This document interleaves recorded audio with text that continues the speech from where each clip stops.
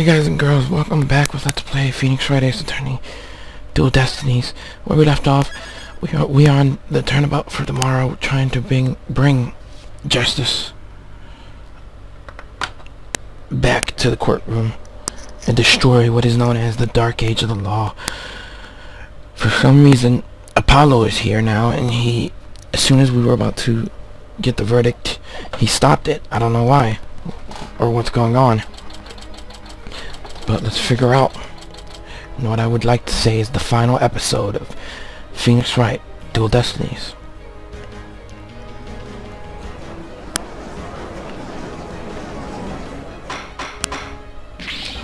Mr. Justice, please explain yourself. It's very simple. There isn't much to explain. The defendant, Miss Athena Sykes, might not be innocent. What are you talking about? The case from 7 years ago has been settled.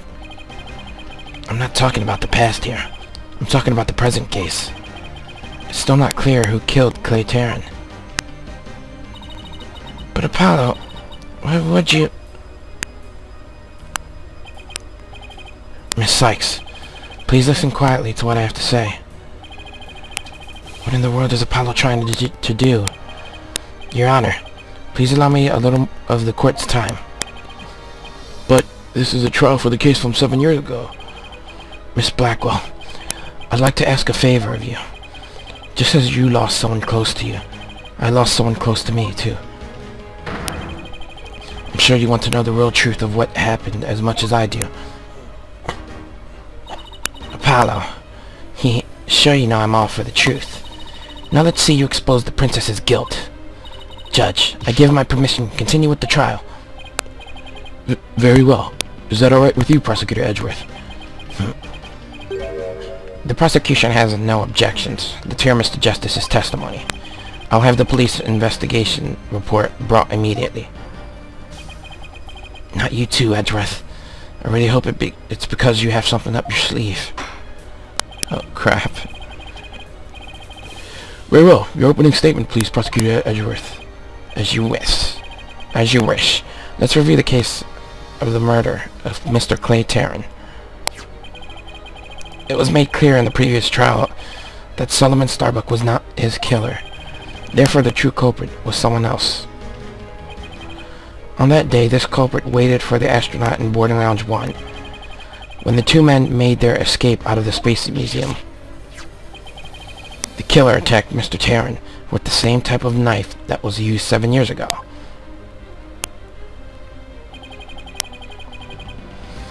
The murderer then escaped into the Space Museum. Next, Director Yuri Kosmos switched the launch pads. I really hope it wasn't her. After that, the culprit exited the Space Museum and escaped via Boarding Lounge.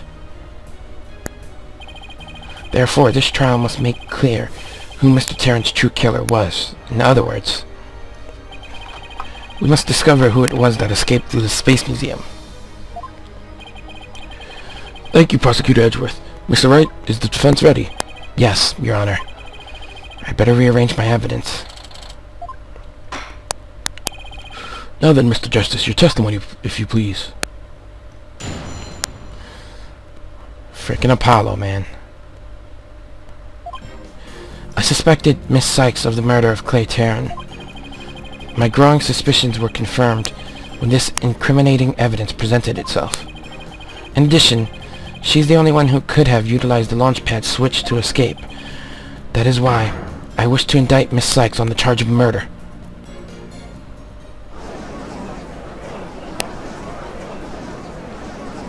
Damn. Order! Order in the court! Mr. Justice, you realize you are charging your own co-worker with murder, don't you? Yes, Your Honor. Because that is the conclusion my investigation has led me to. But Apollo, why? How could you suspect me too? Mr. Wright, your cross-examination, please. I don't get it. Just what did you find out over the past few days to make you think this? Alright, cross-examination time.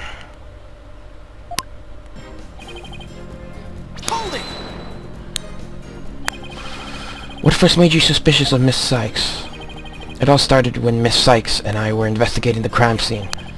When she saw the weapon that killed Mr. Tarrant, my bracelet reacted. She said she'd never seen the knife before, but my bracelet told me otherwise. And then every time after that, my bracelet would react when she talked about the case. Poor Apollo must have been beside himself during that investigation. I didn't know what to do or think. I couldn't even sleep. In that condition, I knew I wouldn't be any good in court, so I decided to wear an eye patch so I wouldn't be able to perceive any of her tales. So that's why Apollo was acting so strangely. But the reason Miss Sykes unconsciously reacted to the knife that way is because she stabbed her mother's murderer with one identical to it 7 years ago.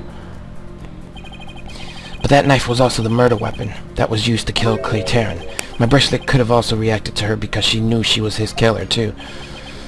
I guess he has a point.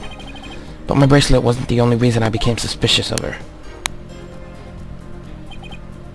Hold it! That's the lighter that was found in the Space Museum with her fingerprints on it, right? But even if it seems decisive, there must be other facts we don't know about it yet. If that's so, go ahead and prove it then. Look, honestly, I don't want to believe it's true either, but Miss Sykes was the only one who was in the Space Museum at the time of the murder. But Mr. Justice, Miss Sykes has absolutely no motive to kill Mr. Tarrant. 7 years ago, Miss Sykes lived at the Cosmos Space Center. It wouldn't be strange if she had some kind of connection to him. Besides, people sometimes kill for motives we can't even imagine. I know you've seen plenty of cases like that in your own career, Mr. Wright. I still can't believe this. How can you actually suspect Athena, Apollo?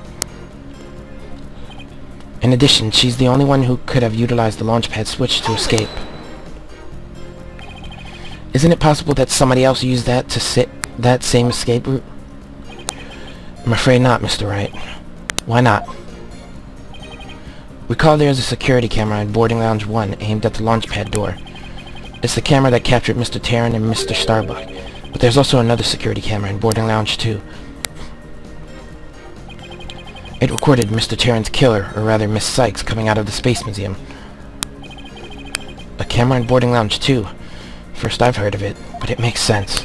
Athena said she had snuck into the Space Museum the night before the incident, and then was overcome and passed out until around noon the next day.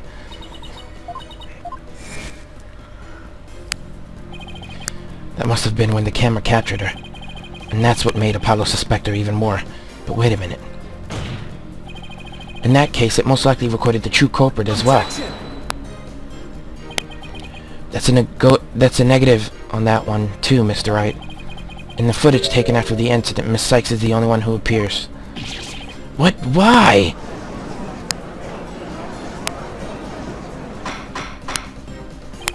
Order! Order in the court! That can't be. But if it is, then it is incredibly incriminating. Wasn't it you who proved in the previous trial that the way the true culprit escaped was via the Space Museum after the pads had been switched? A fact you previously proved turned on its ear, leaving your client high and dry. I must say, that is vintage Phoenix Wright. That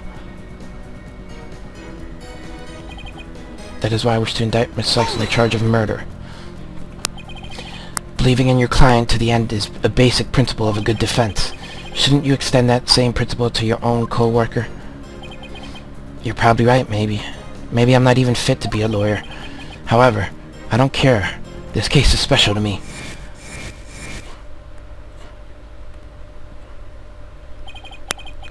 Clay was my friend, and that's why I just have to know the truth. Apollo suspected his trusted co-worker of killing his friend. To dispel his doubts, he investigated on his own, but that only led to more doubt. Apollo must have been really struggling with this. Well, Apollo may have doubts, but I'll say it again. Athena Sykes isn't the murderer. Then I have only one thing to say. Evidence is everything in court. Well, Mr. Wright, think you have the concrete proof to knock down my argument? Your arguments have been very clear, Mr. Justice. and your facts appear to be indisputable. Well, Mr. Wright, what do you think of my theory? It looks like not even you can deny it. Miss Sykes was the only one who used the only possible escape route. Under these circumstances, there can be no other suspect but the defendant. Unless... You think there was an alternative escape route? Is that what you think, Mr. Wright? Is that what you think, Mr. Wright? Is that what you think, Mr. Phoenix? Was there an alternative escape route?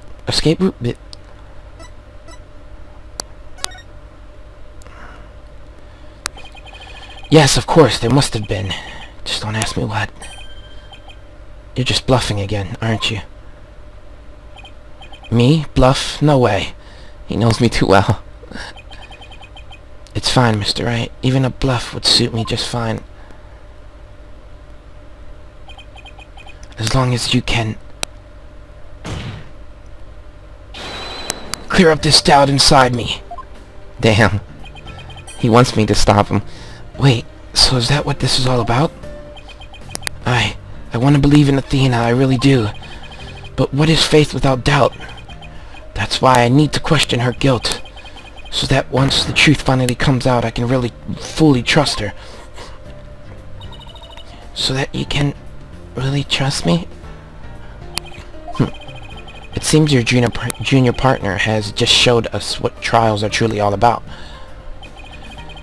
I believe you're right. We prosecutors painstakingly question every detail in pursuit of the defendant, while we lawyers believe in and defend our clients to the end.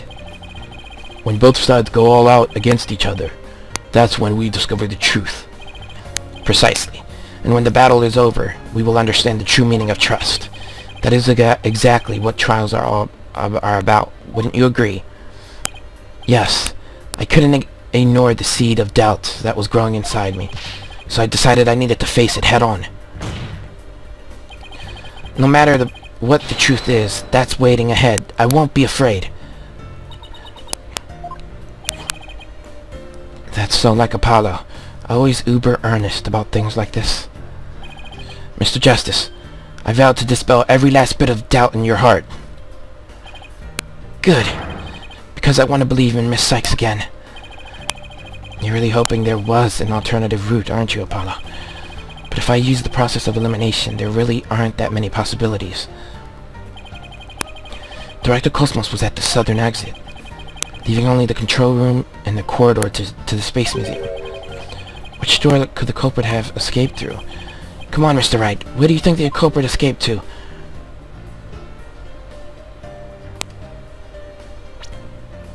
Oops.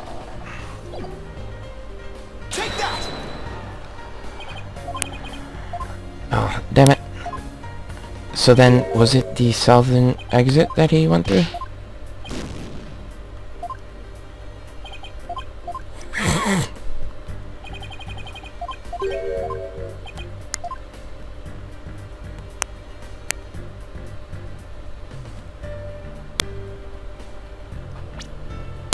I keep hitting the wrong thing. Take that! Damn it!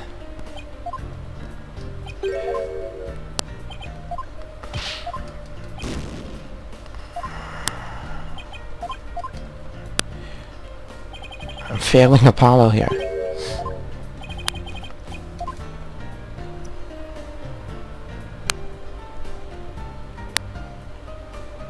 Take that! They really only could have escaped to the corridor to the Space Museum. All they had to do was use the unconscious Mr. Starbuck's prints to get through the door. It appears that all you're trying to establish is Miss Sykes' guilt. If the culprit used that route, the only exit would have been into Boarding Lounge 2. The logical conclusion of your argument is that the killer is none other than the defendant. I knew it. That's the only way it could be, huh? If the culprit escaped into the corridor that leads to the Space Museum, then I guess it's true. The only exit would have been into Boarding Lounge 2. But Miss Sykes was the only person captured by the boarding lounge 2 security camera. I investigated the crime scene thoroughly. But the only place the culprit could have escaped to was the Space Museum corridor. There weren't any other secret corridors or anything. So that leaves us with no other conclusion to draw but that Athena Sykes was the culprit. What could the answer be? Was there really no other escape route? But hold on a second, what if...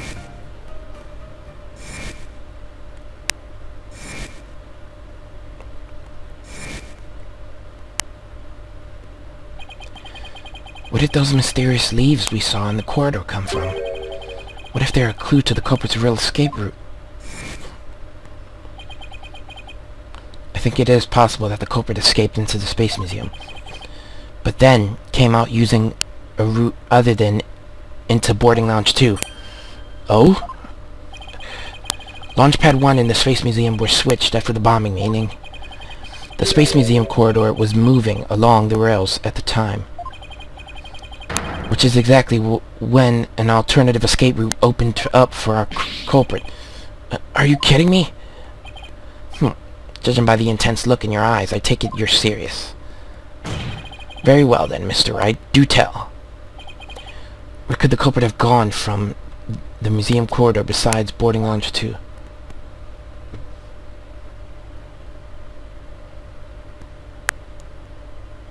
Take that! We found something odd while investigating the museum corridor this afternoon. Namely, a few dead leaves on the floor. Considering where dead leaves come from, they point us to exactly where the culprit escaped to. Yeah, I remember seeing some leaves myself. Do you mean... He jumped out while it was turning. Yep. While the Space Museum was in motion, just beyond the corridor's safety door was an alternative place that the culprit could use to escape. In other words, the culprit's real escape was... the area outside the Space Center. You are freaking insane! Objection! Do you know how impossible that would be? That corridor is level with the 3rd floor. Even if the culprit tried to leap up to the outside wall of the Space Center building, they would fall to their death. Objection! Ordinarily, yes. But after the bombing incident, the culprit could make use of a certain item. And what item was it exactly, Mr. Wright? Alright. This one. The emergency ladder. An emergency ladder? There was an emergency ladder in the 4th floor robotics lab, and it was used that day after the explosion to help evacuate people. Miss Blackwell herself used that ladder to escape down to the ground level. Recall that the launch pads were switched after the ladder was lowered.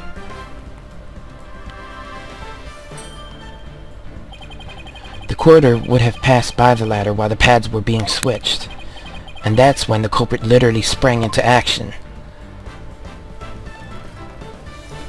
And leapt onto the ladder. What? Who would have imagined?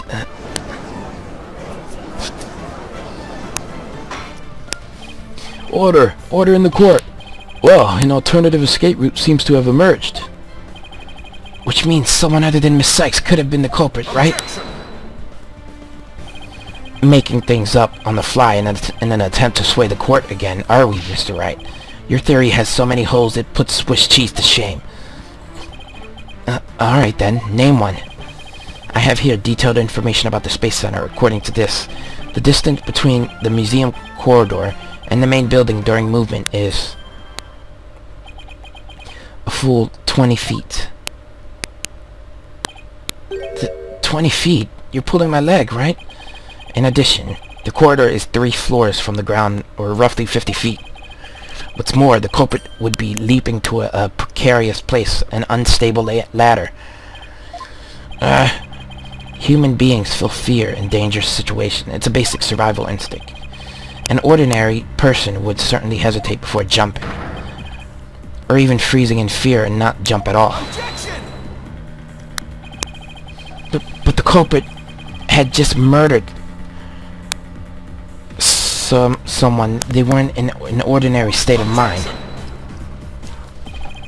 Nevertheless, why would they have taken that kind of risk? They could have waited for the switch to be completed and escaped to the boarding lounge too. Because there was a security camera in boarding lounge too. The culprit knew they would be recorded if they left the Space Museum that way. In that case, the culprit could have hidden in the museum until things settled down, and then blended in with the other people after the museum was opened. That's a good point.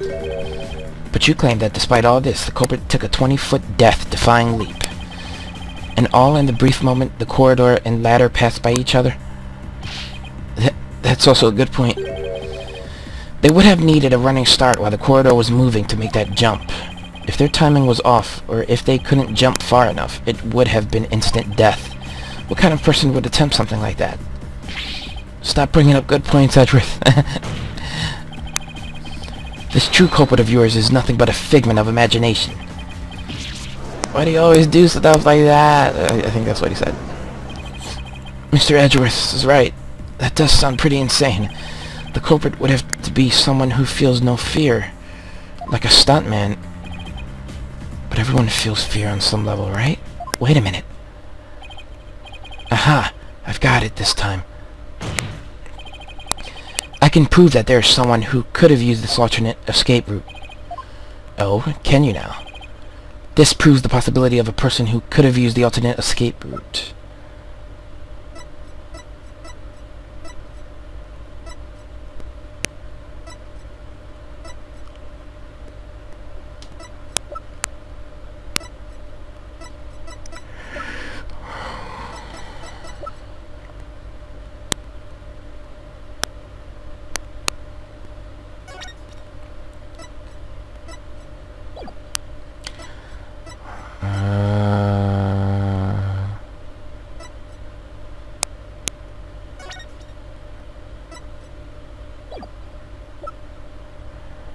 What do I have?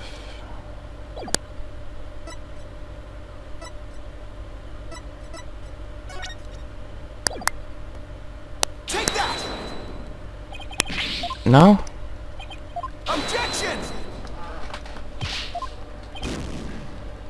Damn, what do I have?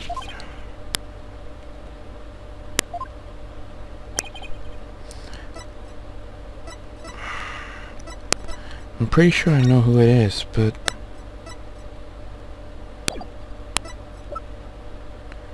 I don't really have any type of concrete evidence to jump on that. I don't think I do.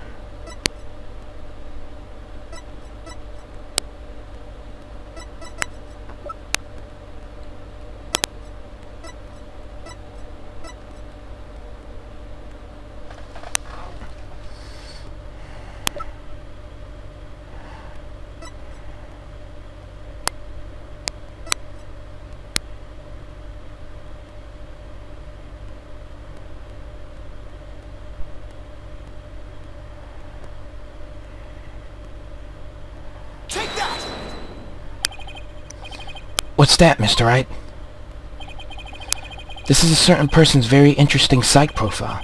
The subject doesn't experience feelings like normal people do. In other words, this person doesn't feel happiness, sadness, or fear. Doesn't feel fear? Right. You can't be serious. Without the constraint of fear, he could easily do what an ordinary person wouldn't dare. Just as you or I could do a broad jump on the ground without the slightest fear. Yep. This subject could make a 20-foot leap, 50 feet up in the air. He could choose this extreme way of escaping without hesitation. So you're saying that, to a person without fear, the alternative route would be quicker and eliminate the chance that they'd be spotted. That's definitely pretty extreme, Mr. Wright. But was there such a person there at the scene? Yes. The Phantom, that mysteriously shadowy figure who keeps popping up. Oh dear. The Phantom. Again. I knew the Phantom was there behind the scene of the Space Center bombing, but I wasn't sure if he was connected to the murder of Clay Terran as well. However, now it's all clear. The Phantom is the one who not only bombed the Space Center, but also killed Mr. Terran. What? What?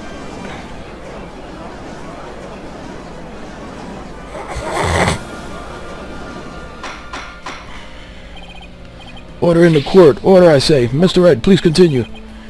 There were just too many similarities between this case and the one from 7 years ago. But why, you may ask? It can only be because both incidents were the work of the same Phantom. So then this Phantom is the one who killed Clay? But who is he?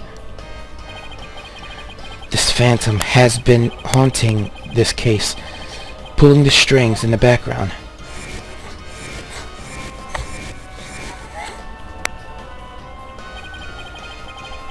Who could this unidentified international spy be? Right. This escape route must have been a part of the Phantom's plan from the start, as was tricking Direct the Cosmos into switching the launch pads. The bomb on the second floor was meant to make the elevators and stairs unusable. That's why he gave advance warning and planted the bombs where he did. Yes, I think you're right. But it doesn't explain this one last thing. So I lowered my emergency ladder like the detective leading the evacuation told me to. But it was such a pain. Why couldn't they have used the ladder in the other room? The robotics lab wasn't the only one with an emergency ladder. But he couldn't have made that leap unless he was certain which one it would be. So you mean the Phantom must be someone who knew that particular ladder was going to be used? That's right. Who could it be? Wait a minute. So I lowered my emergency ladder, like the detective leading the evacuation told me to. Oh crap, don't tell me! Miss Blackwell lowered the ladder, after being told by the detective leading the... Nah! No way. No frickin' way. You've got to be kidding me. Did you figure it out, right? Do you know who the Phantom is? Yes, I do. Who is it? Who killed Clay? Damn.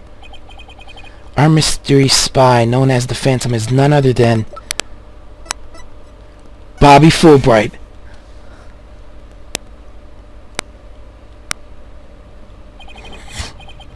After the explosions, a member of the staff crossed paths with a certain detective. I was on duty on the 4th floor. It was quite the madhouse, I tell you. No way. As for the detective who was leading the evacuation from the 4th floor, he had a very specific objective in mind. So I lowered my emergency ladder like the detective leading the evacuation told me to. His objective was to secure his own escape route. Oh my god, it can't be! I can't believe it! We lowered an emergency ladder from a 4th floor window and escaped that way. Once everyone else got out safely, I made my way down too and headed to the shelter.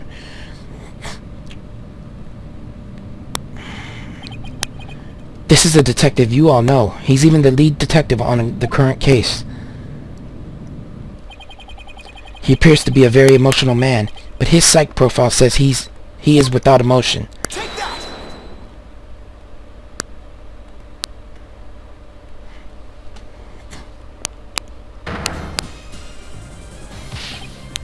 What? Are you saying... Detective Bobby Fullbright? Exactly. We were all taken in by his fake persona. Detective Fullbright's real identity is the Phantom. Oh, crap. This was a turn I did not expect at all. Order! Order in the court! Mr. Wright, how could this be? That's easy, Your Honor.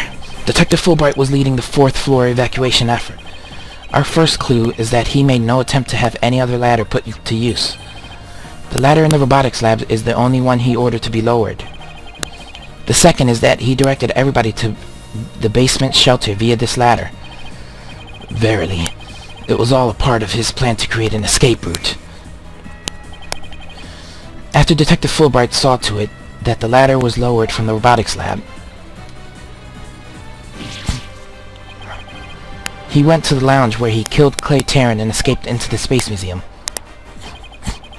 The museum started moving slowly, so he waited for the right time, got a running start, and jumped. And just as the corridor was passing the ladder, he leapt onto it. I don't believe it. The addle-pated detective did all that. Was it really him? I mean, all this time I thought... Sorry, we didn't catch your name. My name? I'm Bobby Fullbright, the heroic detective who defends our good citizens from evil. Damn, I can't believe it's him either. He just seemed like a loser. Then his concern for Simon was also all just one big act?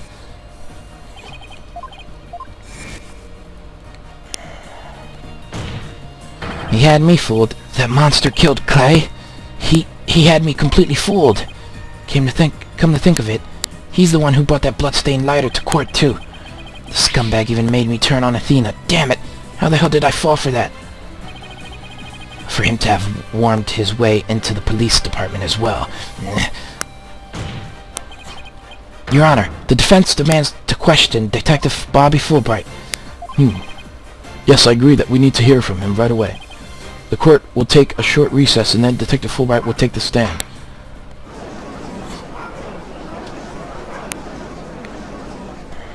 Damn.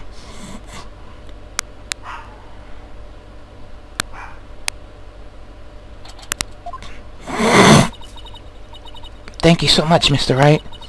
If it wasn't for everything you did, I... Don't thank me yet. We still have an uphill battle to fight. You got it, boss.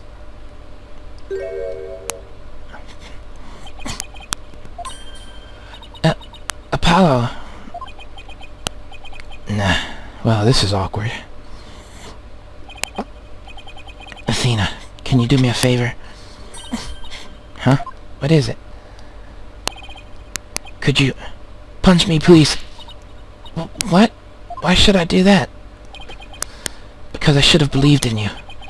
I let the seed of doubt inside me get the best of me. I'm really sorry that I didn't trust... Ouch! Don't be such a dope. I was really touched by what you did. Huh? Now, what are you talking about?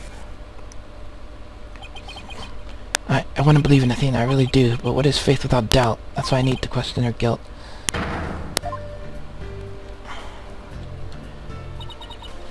You took the time and effort to genuinely think about who I am and what I'm made of. After all that, how could I punch a true friend like you, Apollo? You didn't have any trouble slapping him a second ago. Thanks, Athena, and thanks for waking me up to reality again. Guess I know who to call if I ever get sleepy in court. It looks like you have some promising young people working under you. Edgeworth. Yeah, I think they're pretty great myself, and they're not afraid to keep me in line. Anyway, I have some very good news. Laura Blackwell has surrendered, and the hostages have been set free. Trucy and all the others? Oh, thank goodness. Miss Blackwell said she had something she really needed to do, so I granted her special permission to do what she must. I wonder what it is. Miss Blackwell! I didn't come to apologize, if that was what you're thinking. My actions are what allowed the truth of what happened 7 years ago to come to light. But I did come because I had something to say to all of you. Miss Laura... She'd better not be here to complain about something. Miss Blackwell, I want to apologize to you. The fact that you couldn't trust the court system is our fault. Yes, it's true, the courts are filled with incompetent idiots still. I suppose I could let you handle the rest of this case for me. Oh, Miss Laura, does this mean you're starting to trust the system again? No, of course not. Be quiet, hunk of junk. It's just... I wouldn't mind if you were the ones who took Metis' killer down.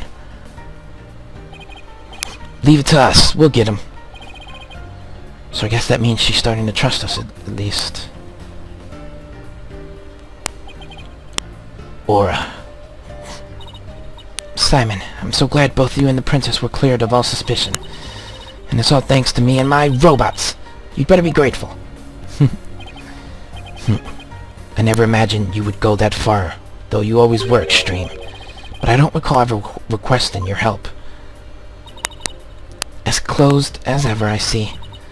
Well, now that you've been released, I guess it's my turn to go live in the slammer. I just hope you're not the prosecutor for my trial. You'd probably give me the death penalty. You know me all too well. I guess love can take on a variety of expressions, including stunted in their case. But I truly was about to be executed tomorrow. Though because of you, it looks like I won't be crossing the sticks just yet. You have my heartfelt thanks, Aura. I'm sorry I caused you so much anguish. Simon. Aww. She just wanted to prove her brother innocent. I'm so glad, Simon. So very glad to hear that. To hear you say that. Aura. Alright, that's enough of that. Bailiff, take me to the detention center. What Miss Blackwell did was inexcusable. But it's clear she did it out of love for her brother.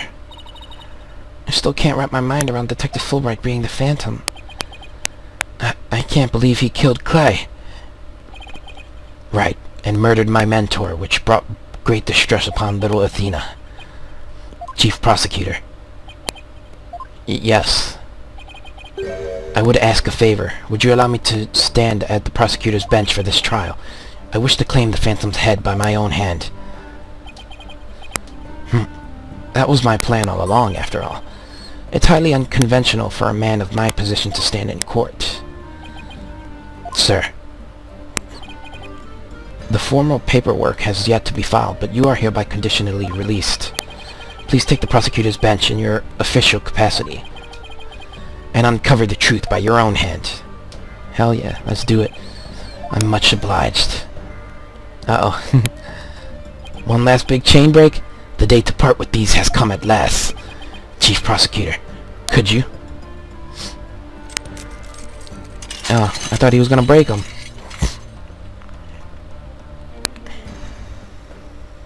Damn, he's free. How long have I been waiting? Maybe it's the sense of freedom, but even the air seems fresher, the light brighter. And I will relish slashing that blackguard Fullbright to shreds without mercy. I don't have to be able to read his heart to see how happy he is. I'm so glad, but I won't just cry just yet. After all, we've still got a trial to finish. It's okay to cry, Athena, I promise. Prosecutor Blackwell, Mr. Wright, please avenge Clay's death for me. What are you talking about, Apollo? You're coming to the defense's bench with me. I am? Well, I can't expect Athena to assist me now, can I? She's the defendant. That leaves you, Apollo. But are you sure you want me? I took a leave of absence and everything. Well, our office is pretty short-handed, and you've all I got. Thank you, Mr. Wright. Apollo. Athena, I can say it with all my heart now. I believe in your complete innocence, and now we're going to prove it to the world.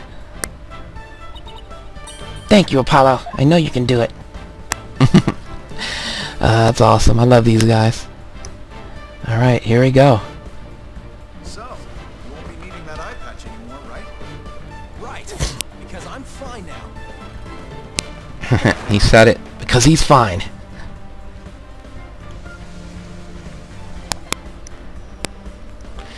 Apollo's back.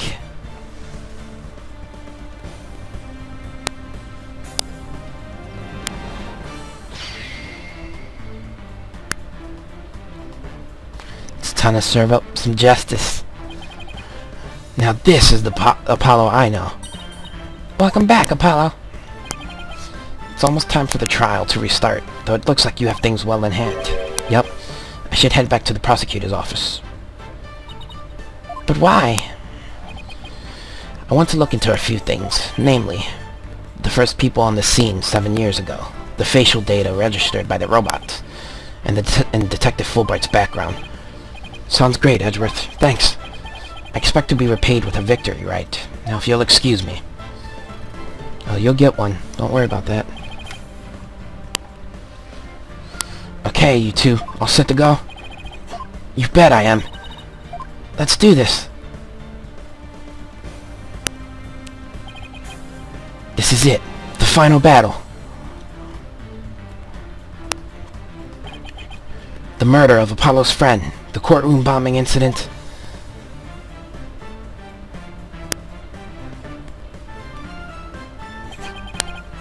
And the case that ushered in the Dark Age of the Law 7 years ago. Destiny has called us to bring the one responsible for it all to justice today.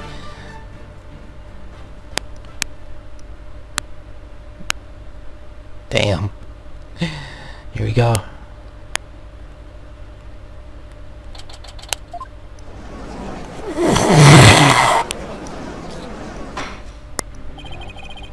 Let us now reconvene. The defense is ready, Your Honor. The prosecution has never been more ready. You know, this is the first time we've been at the defense bench together since I debuted it. Now that you mention it, although back then, I thought you were more loud than you were reliable. You've really come a long way since then, Apollo. You've grown a lot. Well, there have been some hiccups, but I guess I've done pretty well. He's still got that ego of his, though. Prosecutor Blackwell, with the 7-year mistake now resolved, you can finally take your rightful place. Yes, I guess we can keep the chit-chat for later. But bailiff, please, bring the witness immediately. Even with those handcuffs off, Prosecutor Blackwell seems to be pretty much the same. 7 years of grumpiness doesn't go away so easily, I guess. Ha ha ha. Bobby Fullbright here. I heard I was needed on the stand, so here I am. Detective Fullbright, do you know why you have been called to give testimony? Yup, because there is only one reason why I'd be called. And that is because it's time for justice! Objection! You can't fool us with that act anymore. Your justice is nothing but lies. What? Are you questioning the integrity of my sense of justice? I mean, sure, sometimes I make mistakes, but hey... He's acting exactly the same as always. Tell me about it. He must be feeling awfully confident. Fullbright, if you wish to dispel our suspicions, then let's get to the testimony. Alright, fine. You want me to prove my righteousness? I can certainly do that.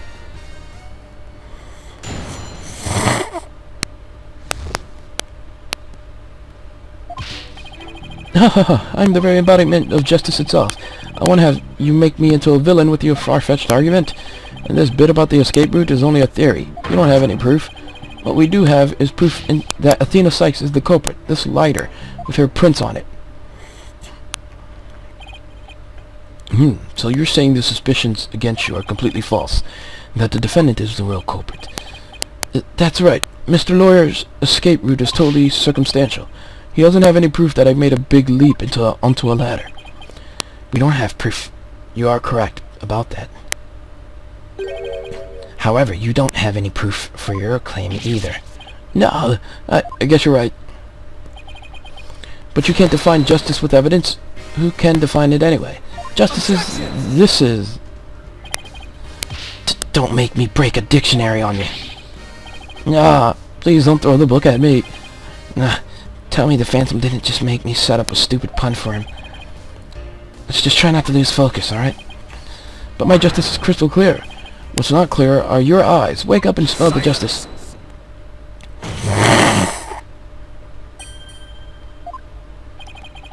Enough of your rubbish, Fullbright. If you have even an ounce of justice, then you will answer the court's questions and prove it. Prosecutor Blackwell? Prosecutor Blackwell looks torn. Fullbright was his partner after all. Prosecutor Blackwell is right. The truth will be revealed in the cross-examination. The suspicions against Detective Fullbright are at this point only suspicious.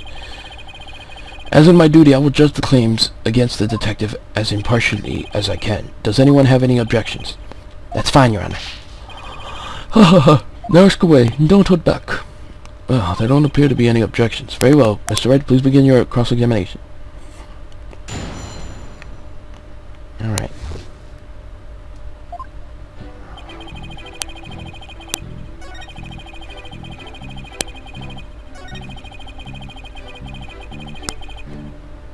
Holding! Then please, tell us more about the circumstantial surrounding the ladder. Well, I'd much rather expound on the topic of justice, but oh, alright. Let's see, what should I ask about? About the lab. Please tell us anything you remember about the lab. The lab, huh? Well, it was so messy, there was hardly anywhere to step. I guess they were in the middle of building a giant robot. Yeah, that's pretty much how it looked when we visited this afternoon, too. Okay, I know the drill. You want me to add this statement to my testimony, don't you?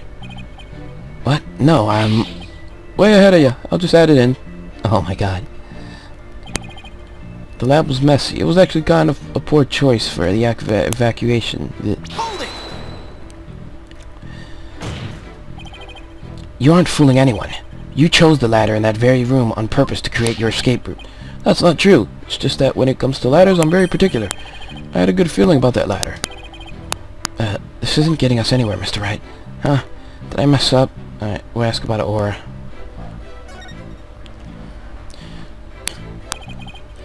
Please tell the court what you remember about Miss Blackwell at the time. She appeared to be really angry that the bombing commotion was disrupting her work. She even threw a robot at me. Yikes. I hope it wasn't poor Clonco. This is very important information, isn't it? I'll just switch this statement in. Why don't you let me decide that? Holding! I'm beginning to wonder, is Miss Blackwell ever not crabby?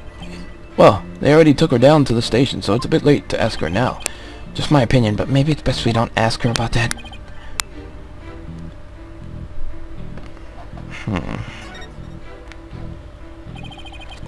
Let's proceed with your testimony, shall we?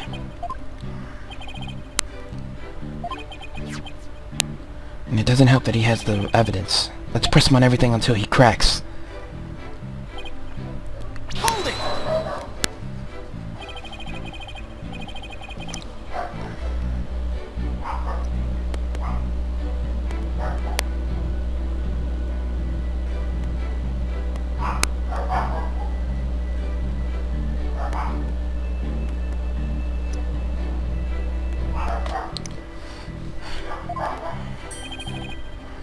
But they say if you keep saying something, it can eventually become the truth. Isn't that how people make their dreams come true, too? By wishing over and over? Alright, let's just move on. Holding! My arguments are hardly far-fetched. There's careful reasoning behind my theory.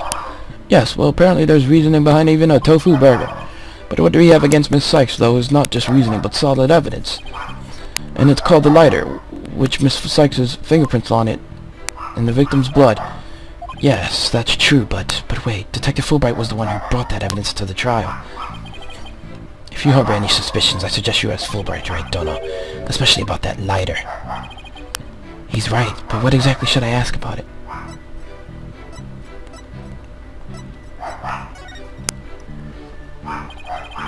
Please tell the court about the position of the prints on the lighter. They're around the same spot on either side as they would be if she were holding it up. I suppose if it was used to light the room, it would be held that way. Could you please add that statement to your testimony? Holding!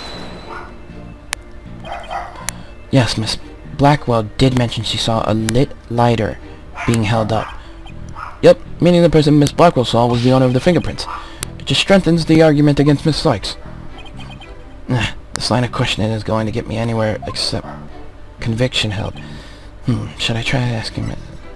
Alright, the number of prints. So how many prints were found exactly? 3. The thumb, the index finger, and the middle finger of her right hand. Your Honor, that is an important statement. Could we please have it? Swapped into my testimony. You got it. He beat me to it. Ha ha ha. But Be it investigating or testifying, speed is the key. These prints were on the lighter, the thumb, index, and the middle finger of her right hand. Oh, damn it. Hold it! So 3 prints were from her right and hand were found on the lighter, huh? Are you certain of this? I'd stake my life on it. Mr. Wright, isn't it odd he's saying the prints are from Athena's right hand? Why would you say that? Well, think about it for a sec. Athena always wears that glove on her right hand, right? So there's no way she'd leave prints of those 3 fingers from her right hand. That's true. Hey, great point. Why didn't I catch that one? Detective Fullbright, I'm sure you heard our discussion just now about how Miss Sykes always wears a glove on her right hand. Ha ha ha. Well, I have only one thing to say to that. Do you have evidence that she was wearing that glove at the time of the incident? I guess we don't. If you want to prove the defendant innocent, you'll have to ask better questions than that. Like I need a lecture from you, Smile McGill. Should I try to ask something else? Let's just press on.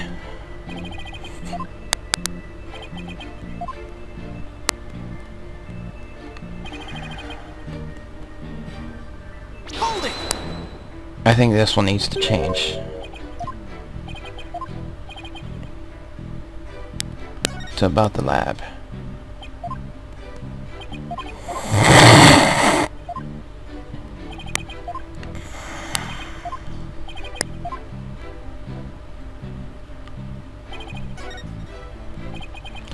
The statement that was added, and I'm not sure if it's relevant or not.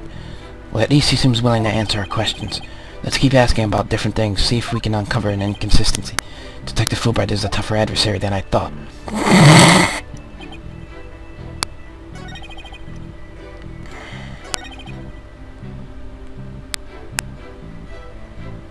Hold it! I don't know what to really bang him on.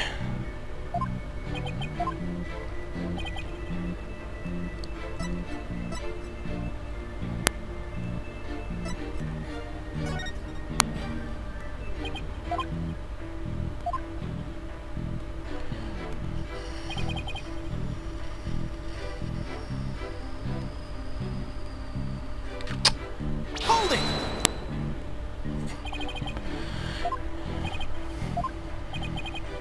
After Miss Sykes murdered Mr. Terran, she escaped into the Space Museum. That's when she probably dropped the lighter. Then after the launch pads were switched, she ran out of the Space Museum, where her image was caught by the security camera. Without evidence, I should probably save this fight for another time. 3 prints were on the lighter. That's...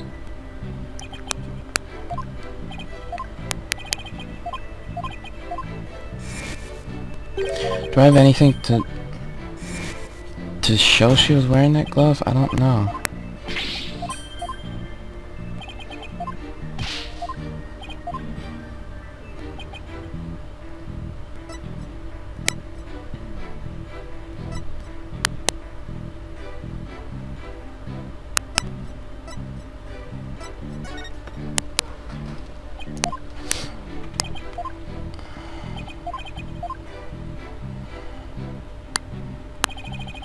Hold it!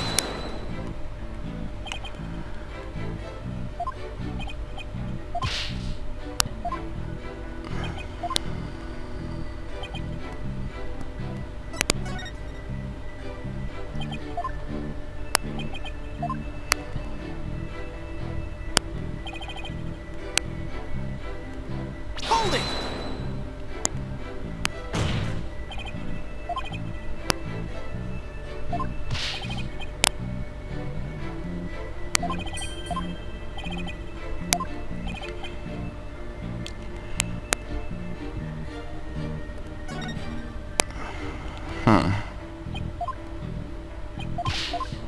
I have to get this arranged right, I think.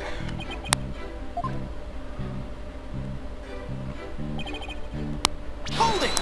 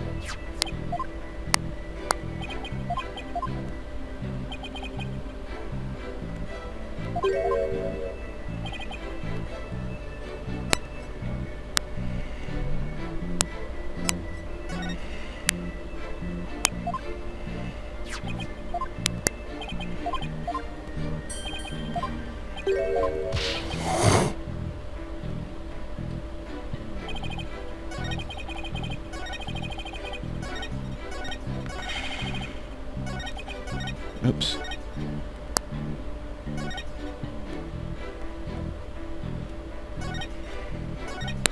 Hold it!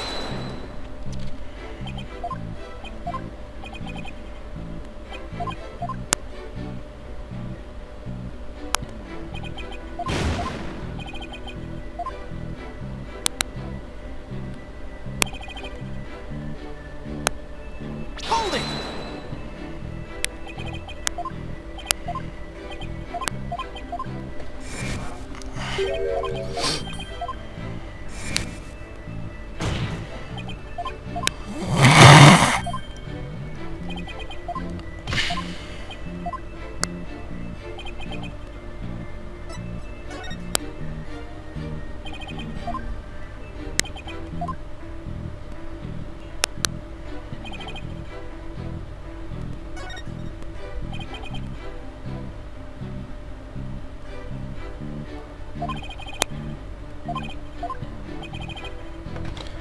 Damn, man. This is hard. I keep running into like a stalemate with him.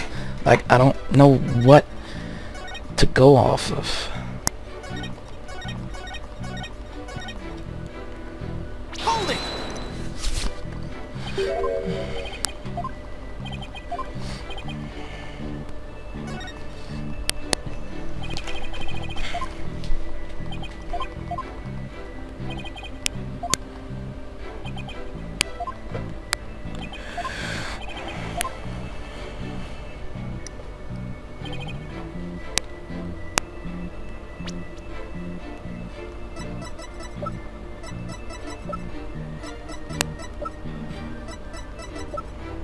I don't have pictures of the lab, do I? I don't think I do.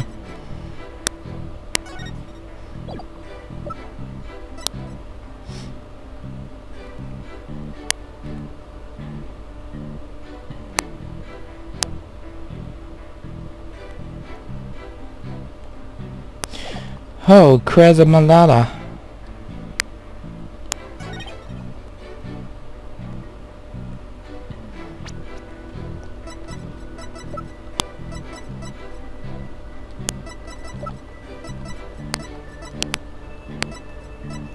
Where did I see that at? Where is it? Here it is. Objections! You say the prints were from a right hand, is that correct? That's right. Very clear prints. But that just doesn't add up. Huh? What doesn't add up? According to Miss Blackwell, who saw the culprit herself, this person held the lighter in their left hand. Oh? So here's the dilemma before us. Why are the prints on the lighter from a right hand instead of a left? You're right. It doesn't make sense, does it? Your Honor, this lighter can hardly be called incriminating evidence. The witness's claims don't even hold water. Detective Fullbright, I hope you have a good explanation for this. I just can't understand it. They're definitely right-hand prints. But then, why are they inconsistent with Miss Blackwell's statement? I've got it. What have you got? The mirror. The witness must have seen a reflection of the culprit in the mirror. Go on. Miss Blackwell was looking through the window of a boarding lounge 1, wasn't she? I believe so.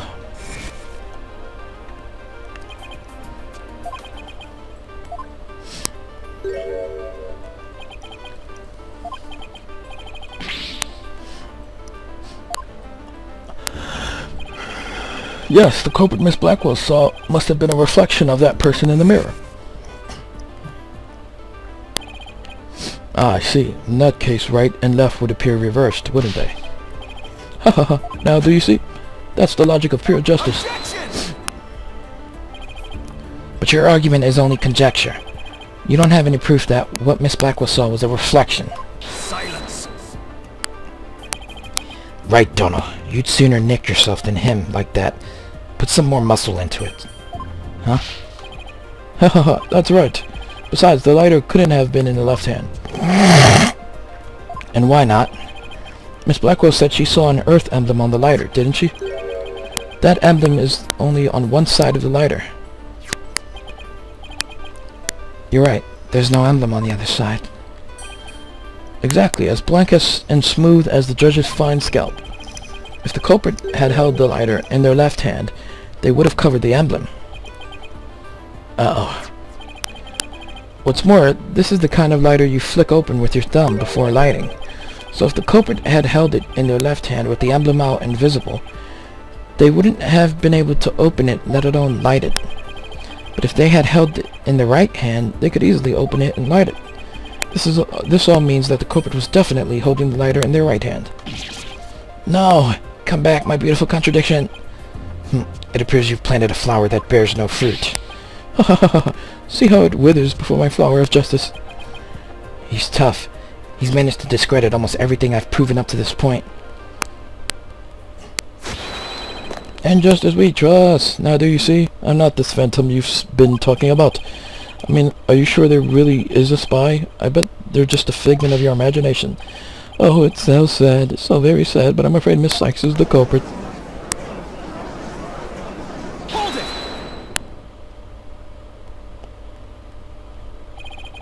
Detective Fullbright, I believe you said that the emblem is only on one side of the lighter. Are you sure about that? Of course I'm sure. Why don't you take a look for yourself and see? Do you see an earth emblem on both sides of the lighter? Oh, he's lying. I knew it. You're lying, Detective. Pardon me? You mean... Yeah, my bracelet reacted to his statement about the emblem. He's definitely hiding something big. And I think if we use my talent, we might be able to figure it out. Justice Stoner, are you sure that cheat of yours again? It's not cheating, Prosecutor Blackwell. Very well. Whether I like it or not, I suppose we should use whatever works right now. Go on, then. We have Prosecutor Blackwell's reluctant blessing, apparently. Okay, Apollo, you're up. Here it goes, then. Detective Fullbright, could you repeat that last statement one more time? What in the world are you up to? Alright, fine. I'll say it as many times as you like. Listen carefully. The earth emblem on the side...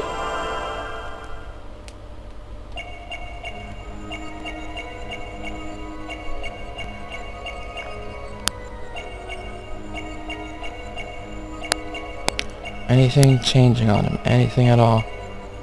Anything weird?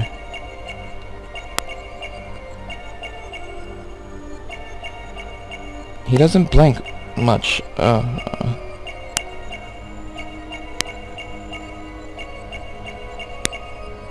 Damn it, I didn't see nothing.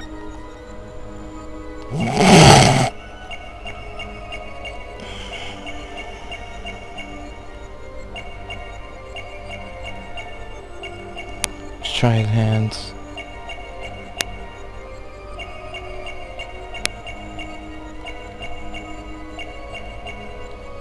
Nothing?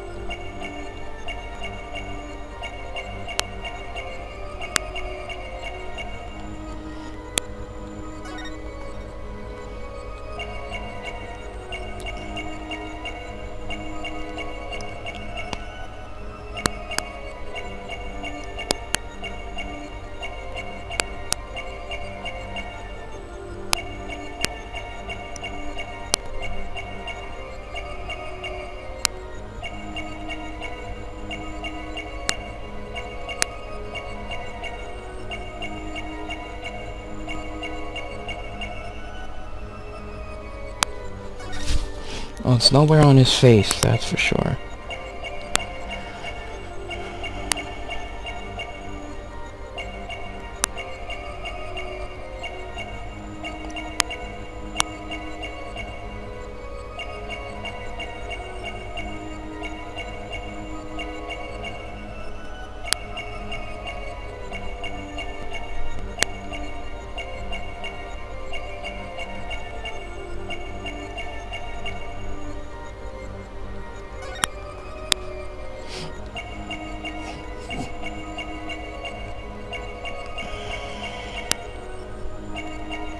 Oh, I seen that. I seen that, you bastard.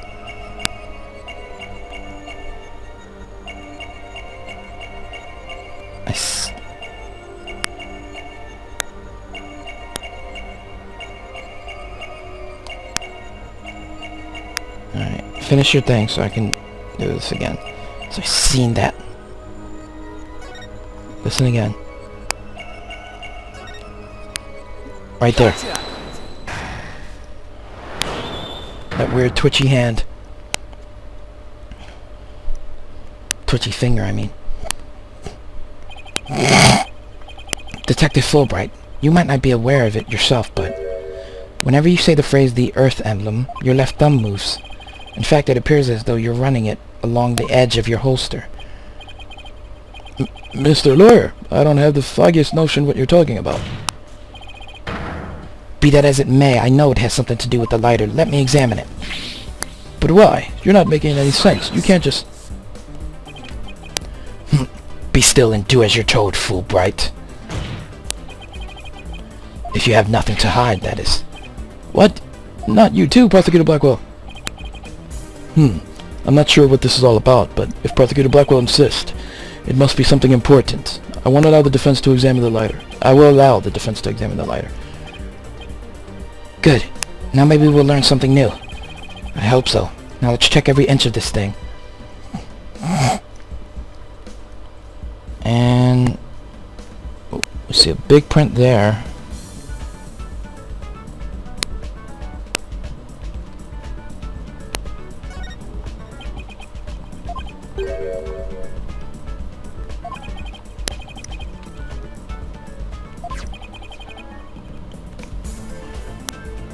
So that the emblem was visible. If so, the print should be around the emblem and on the lid when you open it. You're right, there's definitely something wrong off here.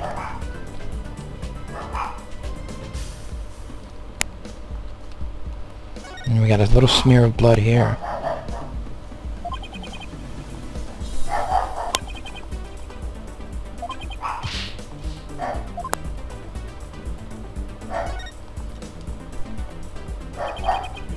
So this is the Earth emblem Detective Fullbright was talking about. See anything noteworthy? Huh? Hey, look at this. The emblem's actually some kind of button.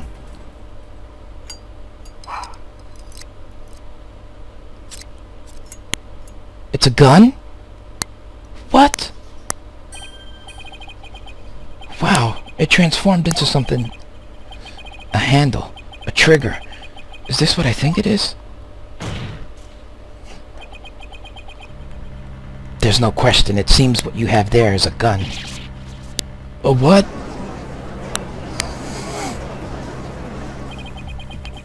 A gun? So that's it. I guess we found our 10 caliber. Your Honor, please recall this morning's trial when Director Cosmos was on the stand. The bullet that hit the oxygen tank was extremely small, maybe a 10 caliber. This little compact gun probably takes bullets of that caliber. It looks like this is the gun that was fired at the scene. I'm flabbergasted. The lighter was a gun? So when Detective Fullbright would touch this holster... That's right. Whenever he mentioned the Earth emblem, he must have subconsciously thought about the secret behind the lighter. In other words, he knew it was a gun from the very beginning. Now, look at him. A lighter that transforms into a gun seems like a spy gadget to me. It's not the kind of thing an ordinary person can get their hands on. In fact, I'd say it's strictly in the domain of elite spies. Detective Fullbright, you will explain yourself. Ha ha ha ha. There's nothing for me to explain. I didn't know the lighter could transform. I mean, it was found in the Space Museum, and then I brought it straight in. I didn't even have time to check it out.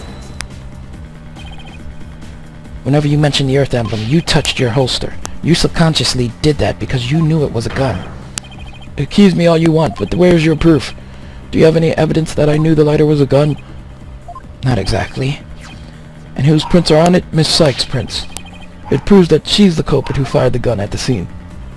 It would appear that Detective is right. Are you guys really trying to prove your client innocent or what? Although it pains me to do this now that we are where we are, I have to make the following assertion coming from the prosecution's side.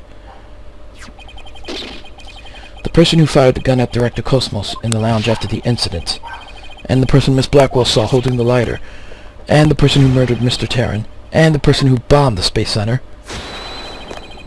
are all the defendant. Athena Sykes' prints on the lighter are decisive proof. No! Now do you see? A man on the side of justice couldn't possibly be the culprit. I think this sums up Miss Sykes' part in the whole affair. The evidence certainly does seem to point to the defendant's guilt. Do you have anything to say, Prosecutor Blackwell? Evidence is everything in court. Therefore, Fullbright's claim stands firm. But... Calm down, Apollo. He's just saying that because he has to as the prosecutor. Mr. Lawyer, our job is to pursue criminals in the name of justice. You shouldn't cast suspicion on a people based on something as dubious as a habit. In fact, you have a bad habit of showing up in court with an awful case of bedhead. Says the man who wears sunglasses at night. If it proves you want it, if it's proof you want, it's proof you'll get. I'll prove that this lighter is not Miss Sykes', but yours. Sounds like you've hit on something, Apollo. It's just if the prints on the lighter are the basis for accusing Athena, I think we should reconsider the credibility of the evidence itself. You mean you think this lighter might be forged evidence? That's right. It could all be part of Fullbright's bigger plot. Did he do anything out of the ordinary while I was off on my own? I can definitely think of a few things.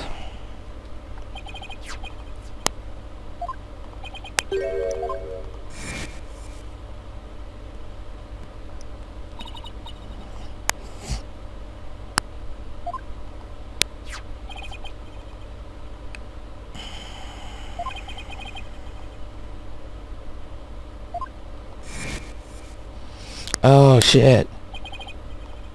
If we assume he's been laying a big trap for us all along, there's gotta be something off about this piece of evidence. What's wrong with the lighter as a piece of evidence? How the prints were left on it. No, I guess I don't see anything strange about that. Okay, never mind. Where the prints are on it. Anything odd about where the prints are? Oh, okay, never mind. The owner of the prints. Are they really Athena's fingerprints? They definitely matched her print data. But what about the data itself? Detective Fullbright, you were the one who provided us with the lighter and print data. Isn't that correct? Yes, what about it? You say Miss Sykes' prints match the print data. But I have to wonder, was the data you used official? Mr. Wright, are you suggesting that the evidence might have been fabricated? I guess there's only one way to find out. Let's re-examine the prints. Using the official sanctioned print data of the people involved in this case. What? You dare insult the epitome of justice and integrity?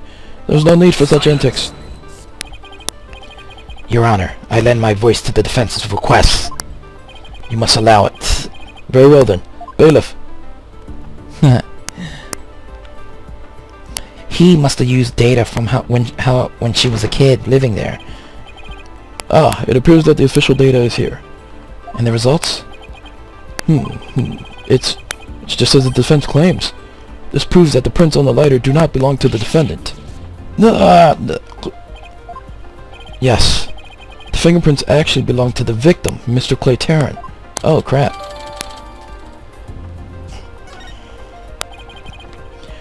They were Clay's fingerprints on the lighter. Ah, I see. Come to think of it. Wasn't it you, Fullbright, who collected the victim's prints?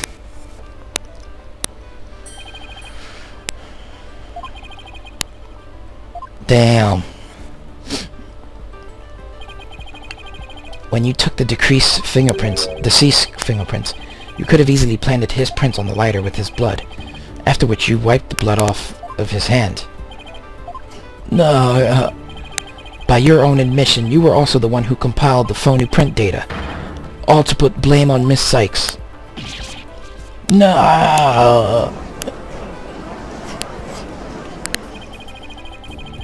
This ploy must have been to distract us from the Phantom who was behind everything. You were out to create the impression that the Phantom wasn't the true culprit. So does this mean Detective Fullbright really is the Phantom? Remember the killer's escape route?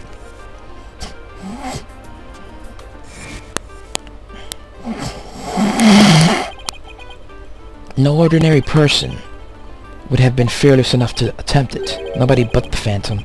The man with no emotions could have done it. Detective Fullbright, you were the only one who could have used that escape route.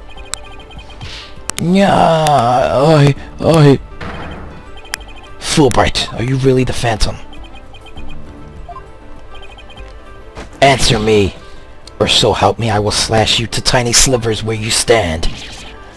Alright, I'll talk. I confess. I'm not the Phantom. It's all over now. Be a man and admit it already. But I'm not a spy. I'm an undercover investigator. I've actually been after the Phantom myself. An undercover investigator? That sounds less than wholesome to me. A person who hides his identity and secretly investigates in order to uncover information. And that's what you really are, Fullbright? That's right. I was working to track down the Phantom, but sadly, even though I was supposed to catch the spy ended up catching me. He took my family hostage and forced me to cooperate with him.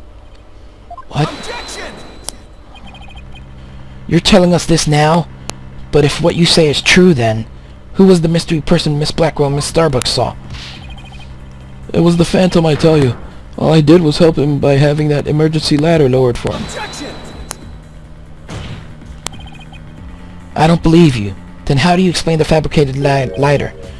That was also one of the Phantom's demands. Being the detective in charge of the case, it was easy for me to fabricate evidence. Pinning the crime on Athena Sykes was just another one of the Phantom's orders. And you expect me to buy that? Fullbright, what was the Phantom's ultimate objective? I was told it was to sabotage the rocket launch. Someone who didn't want the launch to happen must have given him the order. Actually, I have to apologize to you too. The Phantom told me to get close to you. He ordered me to get back that psych profile you have on him. So he sent a buzzard of his own to tail me this past year, did he? I haven't been a champion of justice. I've just been a pawn of evil. A pawn of the Phantom who stole the moon rock and killed Dr. Sykes 7 years ago. Enough, Fullbright. Just tell us the Phantom's true identity. I don't know. He was very careful to hide it. He has top secret information for all kinds of cooperation in countries. So there's a number of organizations that want him dead. If people believed I was the Phantom, I could be killed on the spot. Why, I bet even now there are assassins lurking nearby. This case is about the Phantom after all.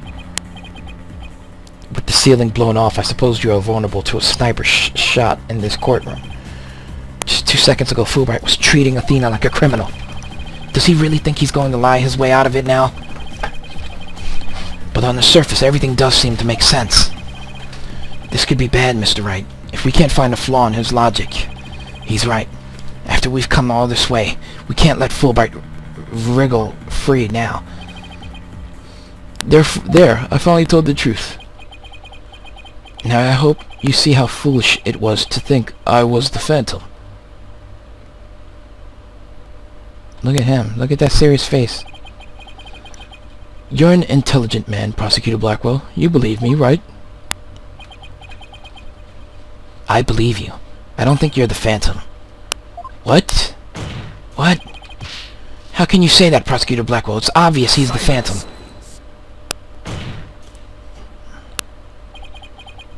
Evidence is everything, right, Dono? And you must admit there's no clear evidence that Fullbright is the Phantom. Yes, as I recall, the only solid proof we've seen up to this point is the fact that Detective Fullbright fabricated evidence. But I've known Fullbright here for a year now, and all this time he's been quite intent on rehabilitating me. I don't believe his efforts were a lie. Prosecutor Blackwell.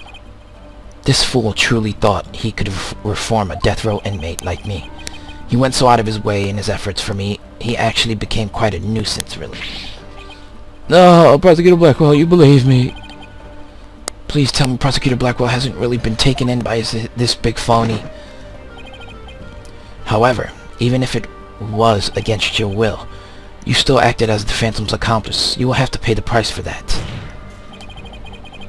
Throw yourself at my mercy, and don't you ever betray me again. Have you got that? Yes, thank you, oh, thank you.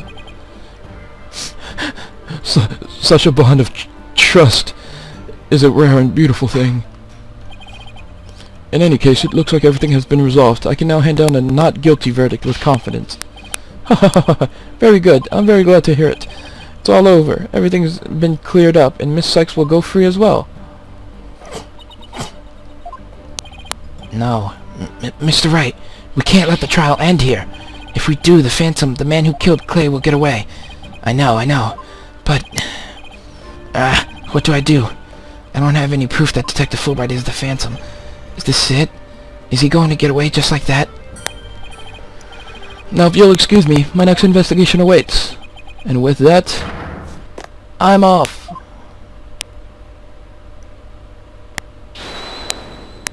Hold it.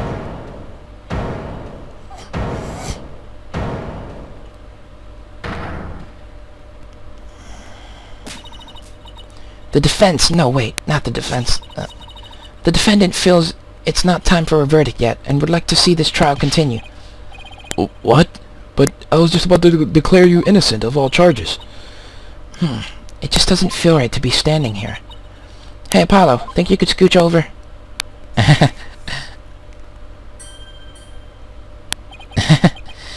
Athena, what are you doing?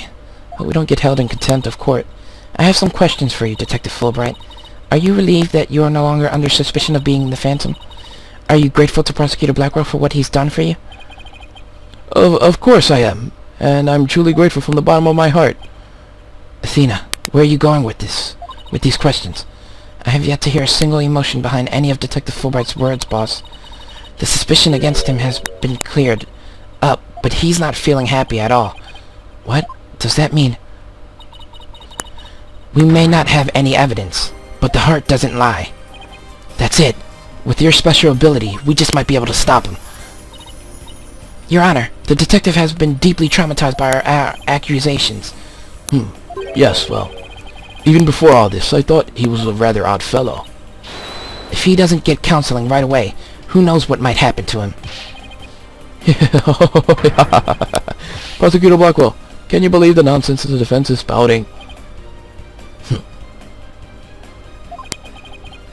Fullbright, I think you'd better have that counseling.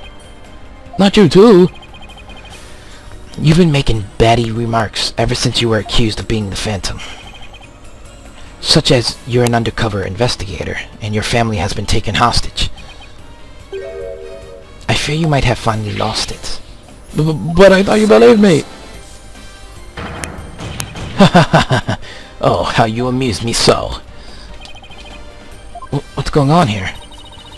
That was an excellent bit of psychological manipulation just now, Simon. I knew you would catch on, Athena. Huh? Mind filling me in here? Guess we left you in the dust, huh, Mr. Wright? Simon was only pretending to believe Detective Fullbright, because he knew I'd notice if there was a lack of emotions, like joy or relief, in his response. So he gave me the chance to take a listen. And listen I did to the voice of Detective Fullbright's heart. What? You two were working together just now? Come now, Athena. Show us what's inside Fullbright's heart. You got it. Time to check the instant replay. Widget, mon ami. Let's do this.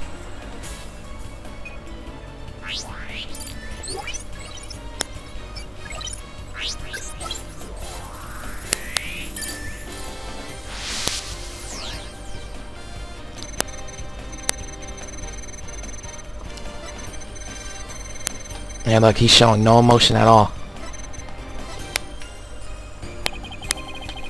Even with all his over-the-top expressions and gestures, he's registering no emotion at all. It's just like I thought, and right in line with the Phantom Psych profile. Uh-oh, look at him.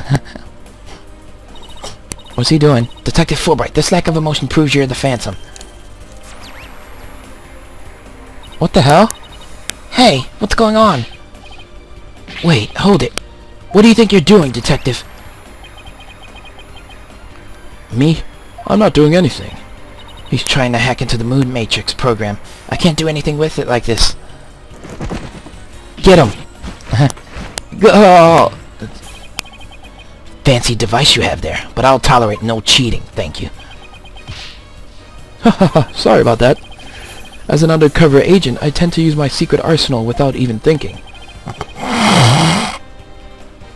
More like as a spy. Thanks, Prosecutor Blackwell. There. Now that you can't hack me anymore, I dare you to try to hide your lack of emotions from us. Ha ha ha ha. Lack of emotions? What are you talking about? Of course I have feelings. As a matter of fact, you've wounded me very deeply with that accusation. What's going on? All of a sudden I'm getting an overwhelmingly happy reading. Huh? But he's literally crying up us a river over there. Oops, my mistake. How about this? Gah! Yikes, now he's angry all of a sudden. What's he trying to pull? Like as not, it would appear our friend is not completely without emotion. It's just as it says in Dr. Sykes' profile of the Phantom. The subject has a unique psychological makeup with almost no emotional fluctuation. Oh, I get it. So he has some emotion, right? Precisely, which leads me to wonder why you can't sense any emotion from him at all. I believe it's most likely because he is controlling his emotions. Very good, Prosecutor Blackwell. You are correct. It's the result of my daily training. A very important skill for us undercover investigators, you know. More like for us spies. Seriously. But I wonder why he suddenly showed several strong emotions. Wait a minute. I think I know. I sense there's a feeling you're trying to hide with your exaggerated emotions, Detective. Ha ha ha. A feeling I'm trying to hide? That's a good one. You're the ones who have been saying I'm the Phantom because I don't have any emotions. I was just trying to show you the range of deep emotions I truly possess. Then you have no objections to me analyzing you, right? No, analyze away. But I will state it again. I am not the Phantom. And be forewarned that your analysis will have no effect, because you're about to see what an undercover agent can really do. Okay, here we go. Me, the Phantom? No way. Look, all of his emotions are going nuts. Oh, I'm so sad. See, I told you I have emotions. And they're all bouncing around.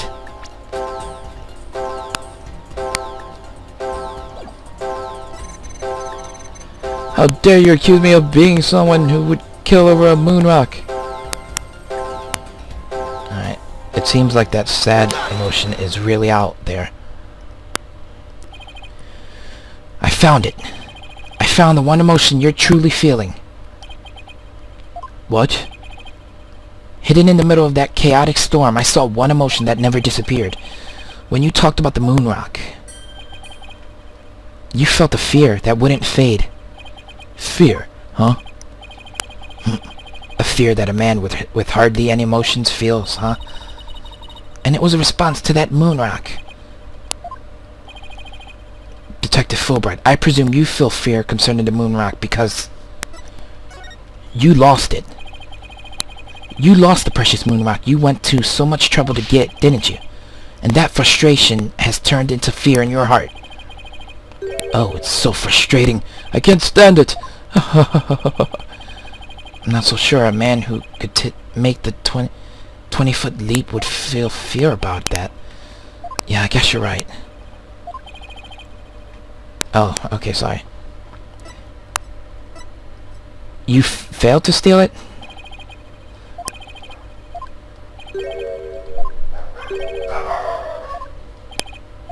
Okay, sorry. So it's the obvious. Your identity will be revealed. Of course, that's it.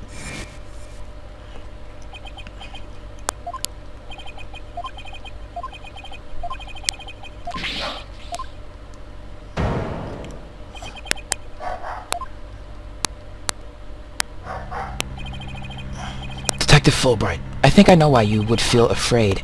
You are afraid that the moon rock will somehow reveal your true identity. If his identity were revealed, he would be killed immediately.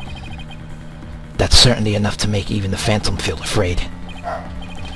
Me? Afraid? I don't know what you're talking about.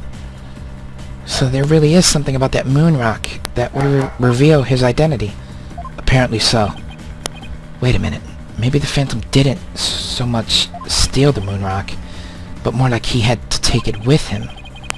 Because there was something on it that would reveal his true identity. What is he doing? Hold it! Where do you think you're going? Me? I'm not going anywhere.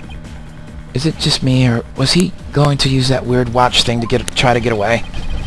How many more of those toys does he have? Where can I get myself something? He's like a James Bond. Damn. Detective Fullbright, you will answer honestly to this court right now. Why do you feel fear in connection with the moon rock? And just as we trust, not emotions, Mr. Lawyer. Evidence is everything. I'm the Phantom because I'm afraid. Don't make me laugh. Ah! And what was that just now? But all human beings have hearts and experience emotions. Sometimes analyzing a case from the psychological perspective is the best way to find the truth. Eek!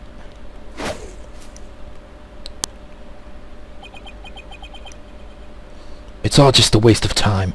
All your efforts at analysis serve no purpose. And now, in this dark age of the law, nobody would believe your claim that it's effective. In an era when evidence is fabricated, do you truly expect feelings to be accepted as proof? And where exactly is your proof that I fear the moon rock anyway? Well, I admit I don't have any conventional proof, but I still say that examining a person's heart has its merits. Oh, really? Then why don't you listen carefully with those special ears of yours? Listen to the voices of the hearts of the people in the gallery.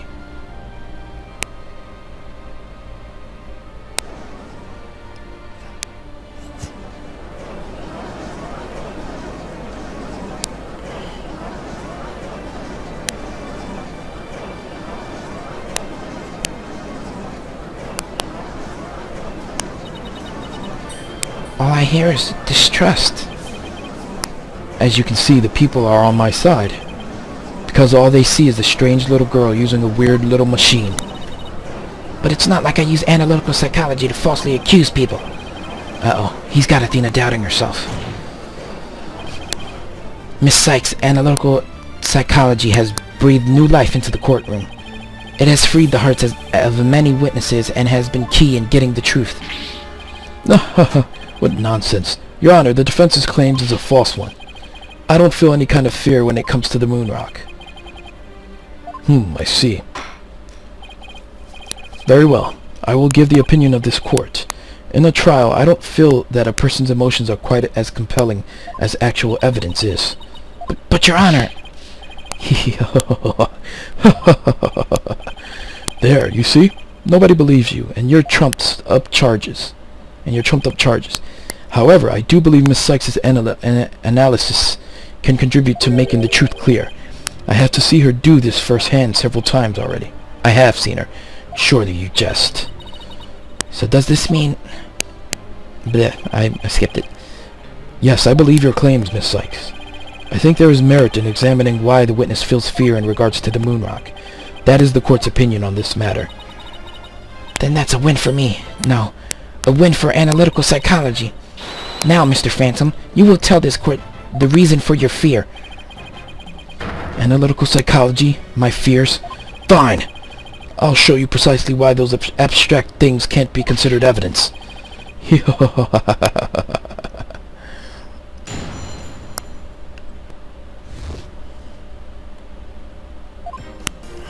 I felt fear when I thought about the moon rock because it reminded me of the Phantom. Yes, I'm very afraid of him because he took my family hostage. What reason would the Phantom have to be afraid of the moon rock? None at all. So the very fact that I'm afraid of the moon rock means I'm not him. In fact, I'm on the side of justice. And there you have it. Now do you see why I'm afraid of the moon rock? Sure, you sound convincing enough. But so does any two-bit con artist. It's all meaningless in the absence of evidence.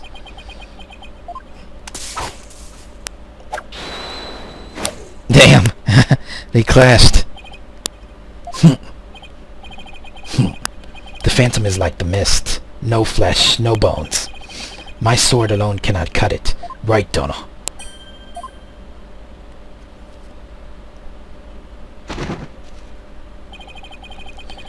With your deductive reasoning and the body of evidence before us, let us send this miserable Phantom fellow to the other world together. You and I, Prosecutor Blackwell. We have a duty to bring the Phantom down and restore the people's faith in the courts. Indeed, by covering for Athena, I allowed the Phantom to escape. And as a prosecutor, I gave birth to the people's mistrust with my murder conviction. I bear part of the responsibility as well, for being suspected of forging evidence and losing my attorney's badge as a result. The two of us and the Phantom were there at the beginning of the Dark Age of the law. Then it is also our burden to cut away the foul specter we created, is it not? Damn, this is hype. Until all that remains is the righteousness of the court and the faith of the people.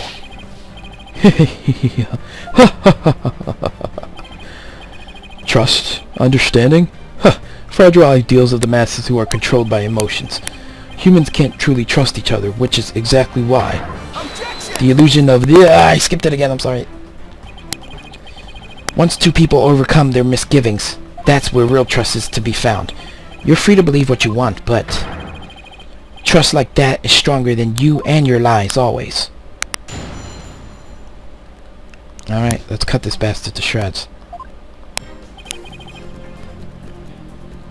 Hold it! It only reminded you of the Phantom. Don't make me laugh. You are the Phantom. Evidence is everything in a court of law, or did you forget? I was forced to testify over a silly thing like feelings. But those tactics won't work from here on out. You need real evidence. I hate to admit it, but he's right. Hold it! Your family. Like who in your family specifically? Oh, I don't know. Like maybe my lover, for example. For example? Maybe? We need a more concrete answer than that. Maybe my mother, my son, or my daughter. Maybe it was all of them. I'm so sad and worried. I missed them so much. He's obviously lying. Look how upset I am. Is it any wonder I followed the Phantom's orders? You look perfectly happy, dude. Hold it! You can't think of a single reason that the Phantom might be afraid of the rock. I thought the Phantom wasn't even supposed to have any feelings. How can someone like me with my wealth of emotions be expected to understand the guy? The Phantom, a person with very few emotions, would only be afraid of something really big, like his cover getting blown big. I'm willing to bet that the moon rock has something to do with his identity, but what? Maybe the Phantom's fingerprints are on the rock, but fingerprints can be wiped off. Then maybe he wanted the rock so bad he literally drooled on it and left his DNA. We're dealing with a spy here, Athena, not a slob. True, but maybe the DNA part isn't too far off, huh? Something unexpected happened to him during the incident 7 years ago.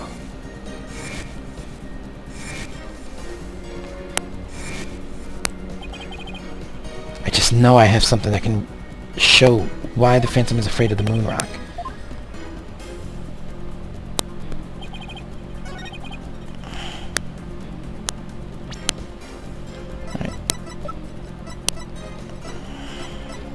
Objection! Oh, damn it. Alright, I lost.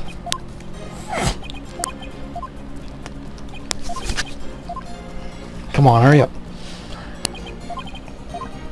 Alright, now what does he have to be afraid of the rock about? I gotta think of that.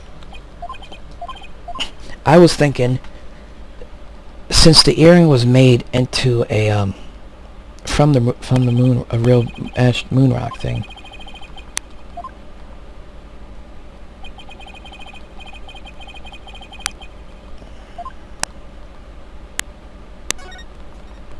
from the moon rock thing, that his evidence might have been on her earring.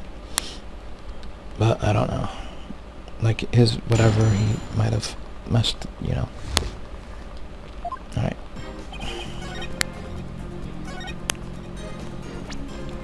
It's gotta be something I have on here.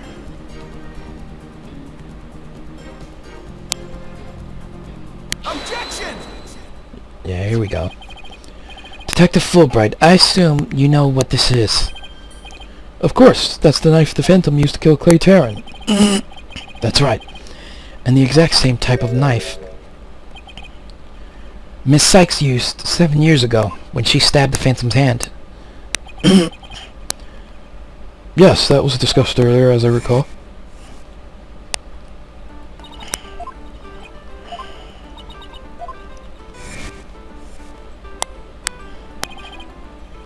Miss Sykes then stated that she remembered the culprit bleeding. It's my theory that the culprit's blood got on the moon rock. And he was afraid that if the blood was analyzed, his true identity would be revealed. That explains why the Phantom had to remove the moon rock from the crime scene. You mean if we ran the analysis now, we'd know who the Phantom is? Ha ha ha ha. Yes, I suppose so. But unfortunately, the moon rock in question is missing. That may be so, but I'm certain I can explain what happened to it in great detail. You can? Of course. Not. You don't actually expect us to believe that, do you? Because you don't fool me. Ah! What this court needs is a bully-free zone. Ah, the infamous sword of the begulling bluff. Its edge is without compare. Come now, ready it with me, and show us just how finely it cuts. Your Honor, this is an outrage. Oh, I mean, this is an outrage. Yeah! Go on, right, Dono. Let's start with something that's been bothering me for a while.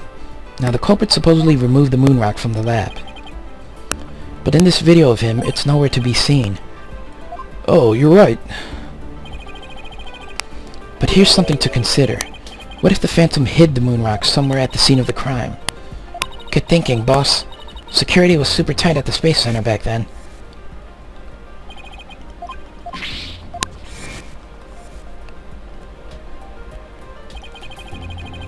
Does this mean that the moon rock is still somewhere in the Space Center? In the name of justice, I proclaim that it's impossible.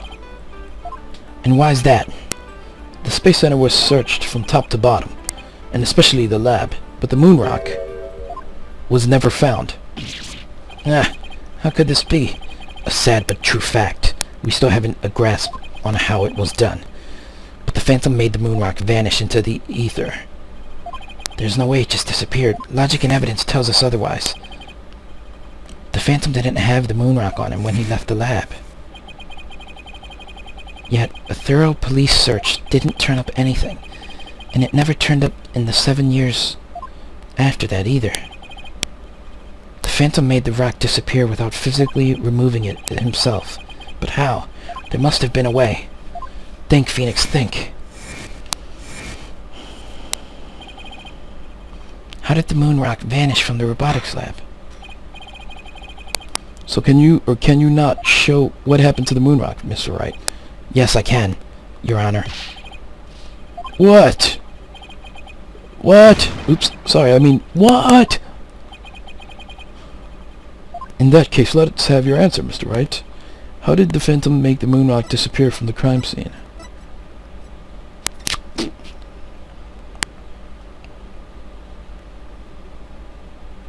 Take that!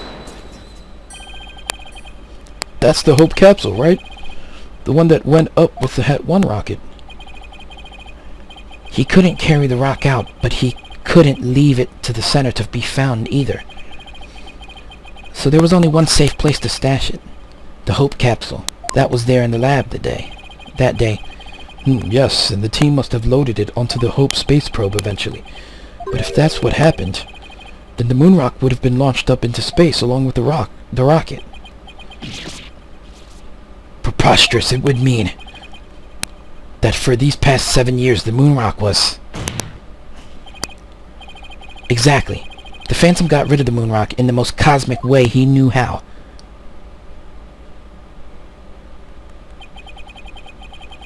It was out there in the depths of space, aboard the Hope space probe. What? I love their reactions. They're great. Oh, order in the court. I understand now. The Phantom's original scheme was to sabotage the Hat 1 anyway. The villain, he used his primary objective to conveniently kill two birds with one stone. That's right. He planned for the moon rock to be turned into cosmic dust out in space, thereby destroying the one piece of evidence that could reveal his true identity. But Mr. Starbuck and the others failed to fit the Phantom's plot.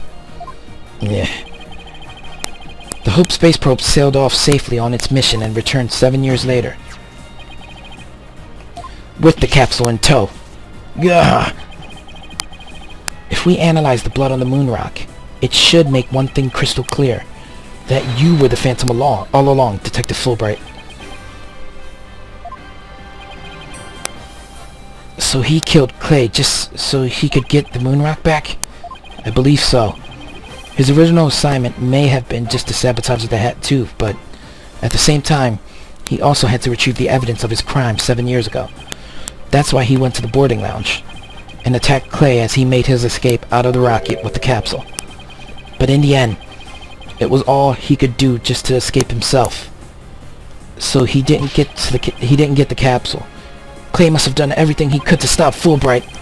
He probably hung onto that capsule for all he was worth until his very last breath.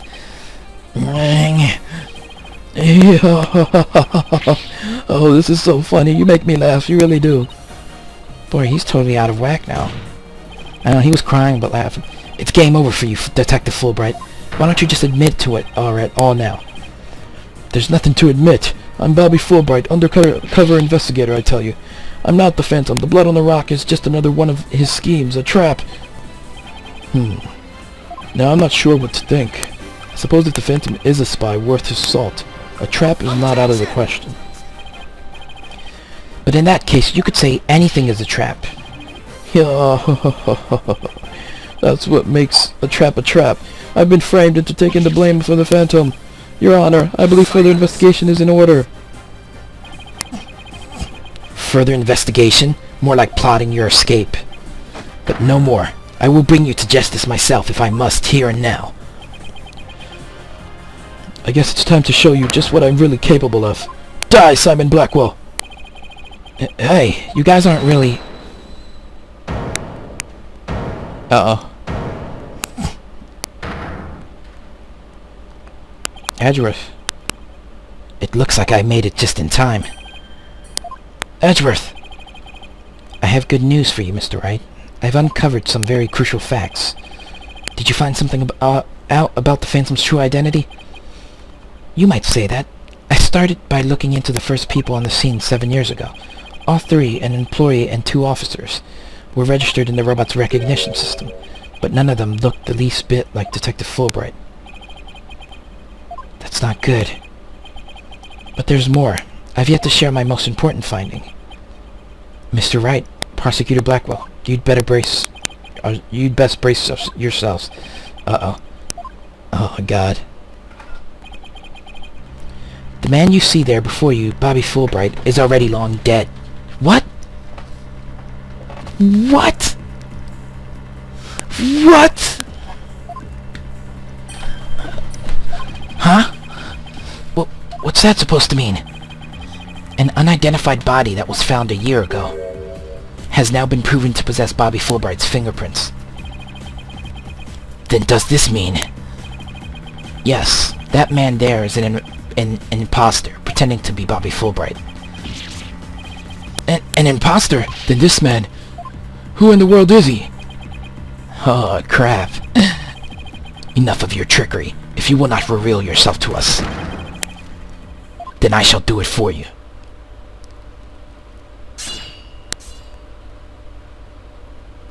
Damn, he took that head on. What the? No! His face! Ah, look what you did to my mask. Mask? What is the meaning of this, witness? Okay, you got me. I guess I have to show you who I really am now.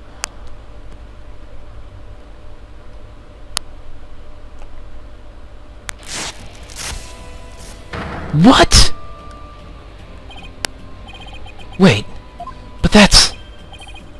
Hey, Apollo. Yup, it's me, Solomon Starbuck. Mr. Starbuck, but that can't be right. You can't really be the Phantom, can you? Of course not. The real Starbuck was aboard the Hat 1, which was set to be destroyed. Yeah, this is just another mask. I mean, didn't I tell you? I'm an undercover investigator. I can change identities at will. I can be anyone I want. Not so fast. I have the Phantom psych profile right here. If we compile a psych profile on you and compare the results, it will prove that you're the Phantom.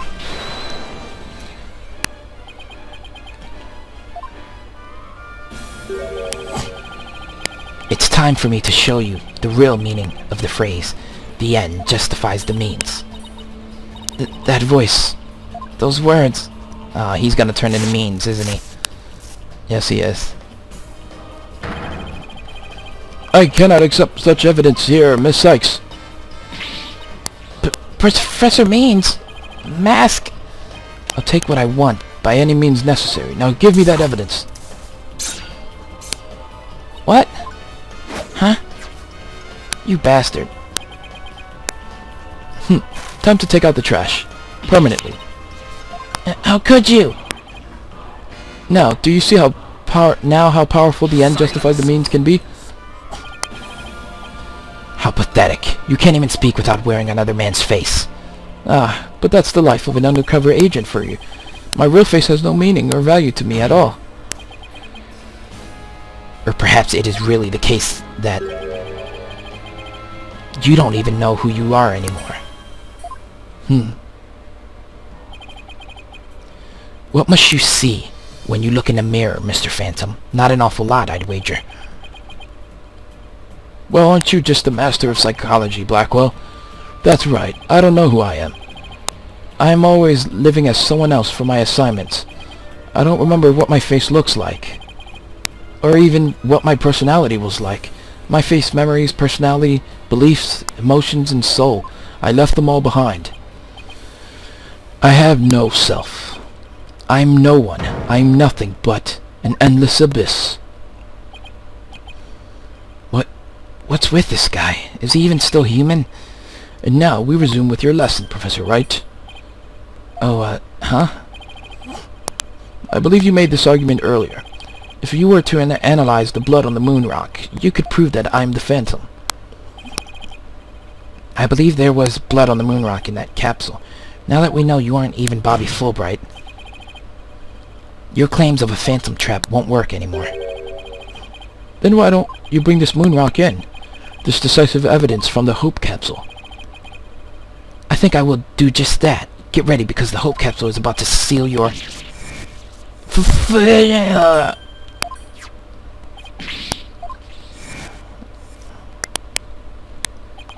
Yeah, he covered all his tracks.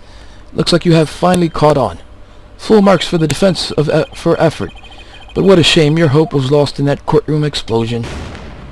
Ah! So that's the real reason this courtroom was blown up. It was all for the Phantom to destroy that one piece of evidence.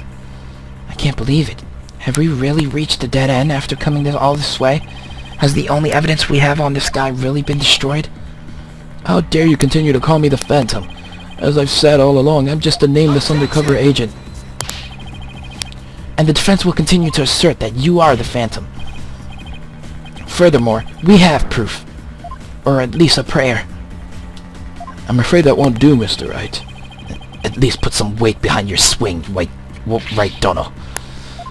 I know I'm trying. There's only one thing that can unmask this menace, the moon rock. But that was blown to bits in the courtroom bombing. And yet, is it really gone without a trace? What if some tiny parts, some little fragment still exists? There is a part. Very well, Mr. Wright. Let's see your proof. What evidence do you have? Easy. Bada bing. Oops. Damn it! Why do I keep thinking that it's the moon earring? Alright.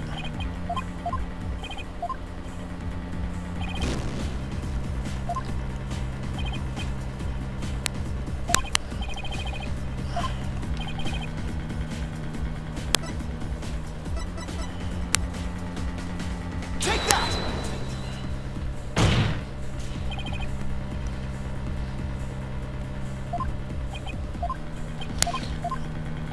Alright, I gotta think. I gotta think straight. I'm not thinking straight. Alright, penalize me, it's fine. Whatever, Judge. Alright, think.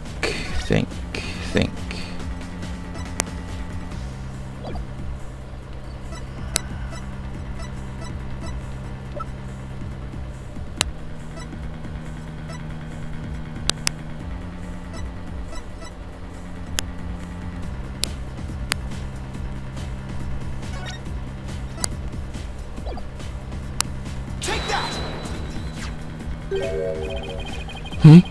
Isn't that the bomb that blew up the courtroom? And the moon rock along with it?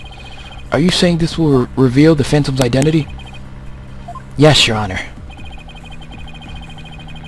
Focus your attention on this photo taken after the bombing, specifically right here.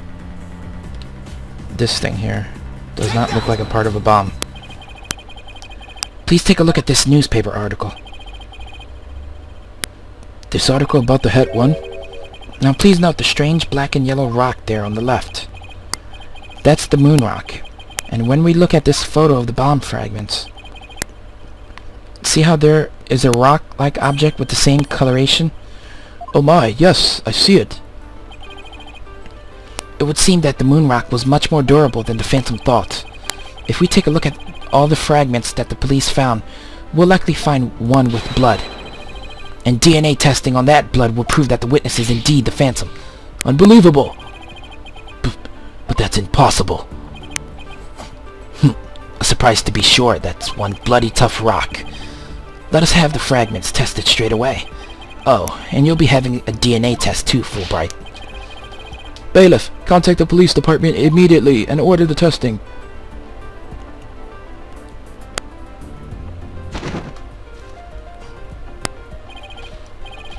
Prosecutor Blackwell, what do the test results show?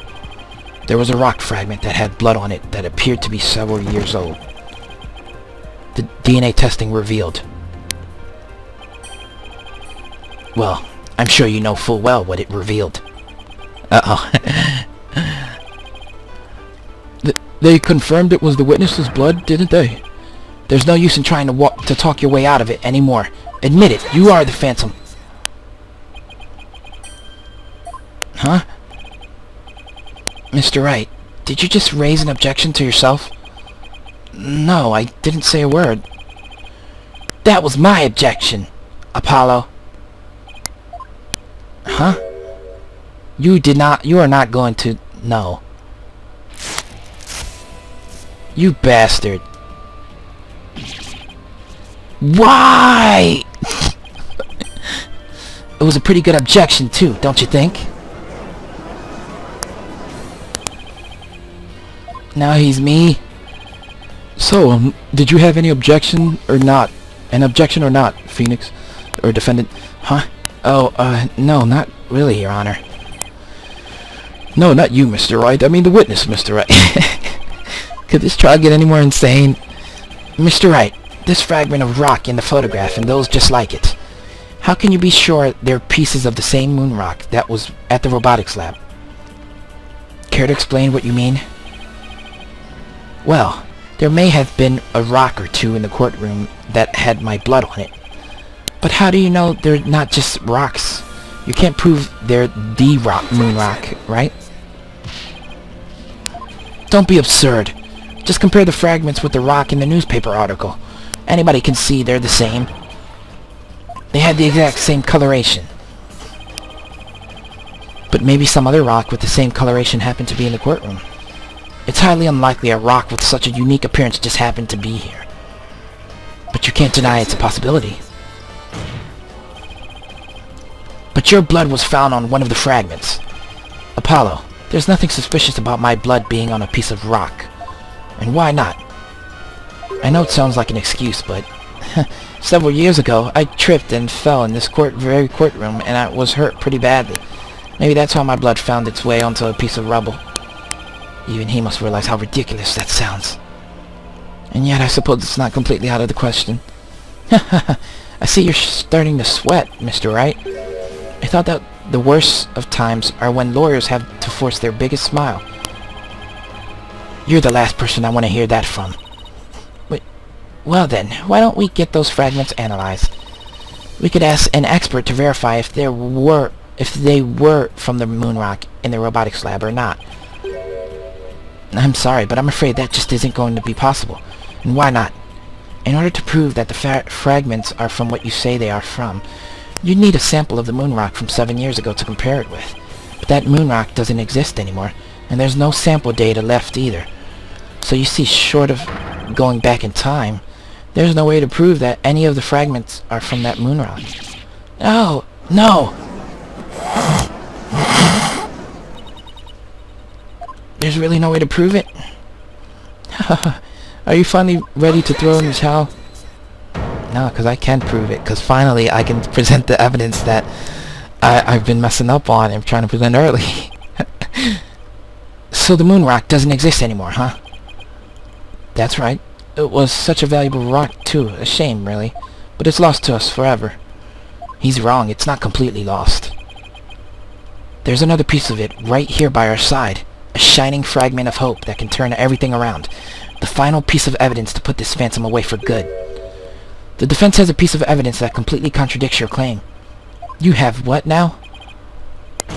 A final fragment of hope that was passed down with great love and care. We do? We do. Even if the person holding it hasn't realized it yet. Is this true, Mr. Wright? Pay no attention to him, Your Honor. He's just bluffing as usual. I wonder if you'll be able to force your biggest smile when you see what I've got. Try me. Finally, I can present the earring. But just about the only thing my mother left me are Widget and this earring. Maybe she did love me in her own way.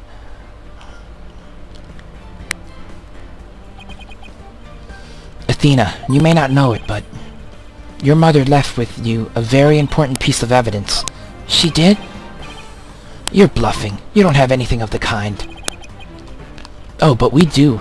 Evidence that we will finally corner you. Because we have a moon rock of our own. Yeah. Oh! You mean... Exactly. A gift Dr. Sykes left her daughter. An item Athena has cherished and worn all these years. As distant as Dr. Sykes may have seemed to her daughter, that fragment of her love will shake off the darkness of the past and give us all hope for the future. This is the defense's sample of the moon rock. That's your sample? This earring that Miss Sykes always wears was made from that original moon rock. What? It was all... I couldn't read that fast.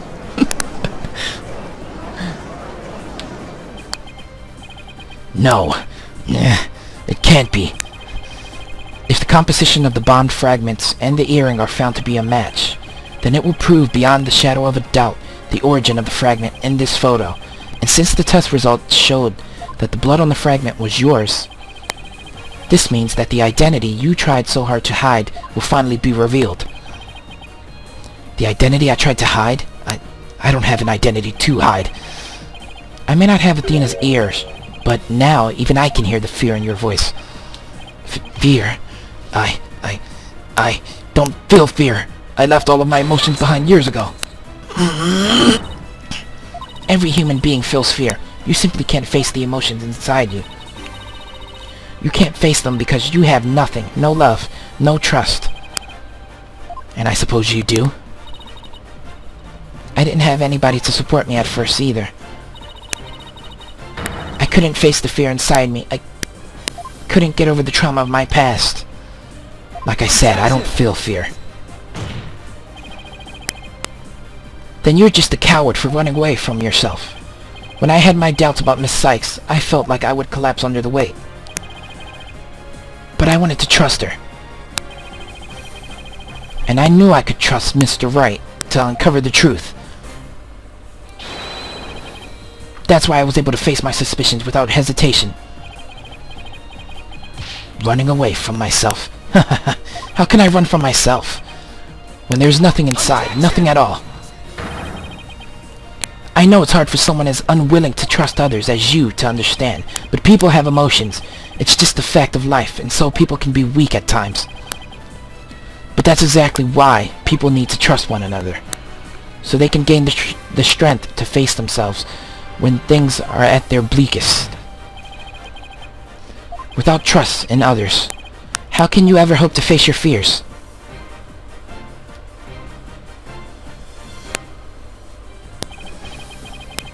The fear inside of me? Is this... No.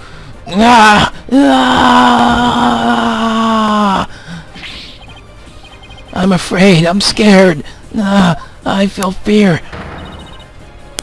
You cannot run yourself. Remove that mask and unleash your emotions. Confront your guilt head on. With your own true face. That's the coolest pose ever, all three of them. Go ahead, take it off. Let's see who the Phantom really is. My own true face. No, please don't. I know you're here. Where are you? See? I haven't revealed anything yet. Honest. Who? My own true face. I don't have one. My face.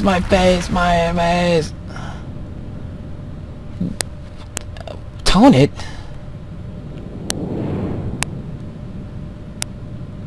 LaBelle? Is this my face? Is it? No, that's not it. No.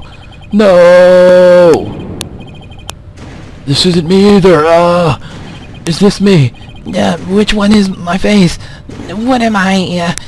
Who am I? Nah.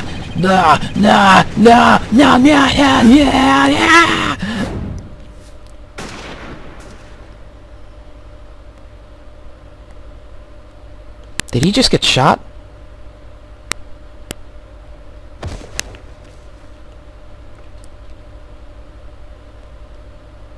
He did, didn't he?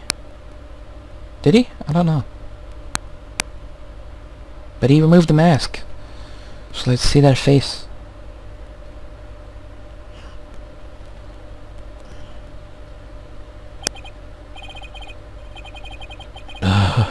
A sniper attack in this very courtroom. Yep. It chills me to my bones. But the police are doing everything they can to track down the sniper as we speak. Prosecutor Blackwell, how is Detective Fullbright, his imposter, doing? He's a lucky fellow. The bullet didn't hit any vital organs. He appears to be in no danger of dying. Well, that was fortunate for all of us. The analysis of that final piece of evidence Wright Donor submitted is in. The composition of Miss Sykes' earring and the fragment with the blood on it match. We can now be certain that it is a fragment of the moon rock in question. The murders and bombings at the Space Center, both past and present. The bombing of the courtroom number 4 and all of his other crimes, as numerous as the stars. Under suspicion of all of these things, the spy known as the Phantom has been incarcerated. The prosecutor's office is now responsible for his well-being. There are still a myriad of things we wish him to tell us about, after all. Thank you, Prosecutor Blackwell. Well, it's time to finally bring this trial to an end. But before I do, will the defendant please return to his proper place? Yes, Your Honor. Well, you're gonna be not guilty, so don't worry. Chill.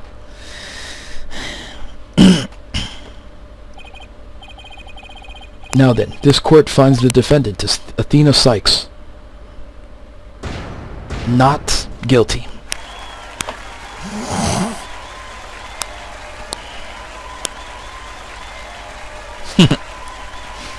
Look at them, looking all freaking smug.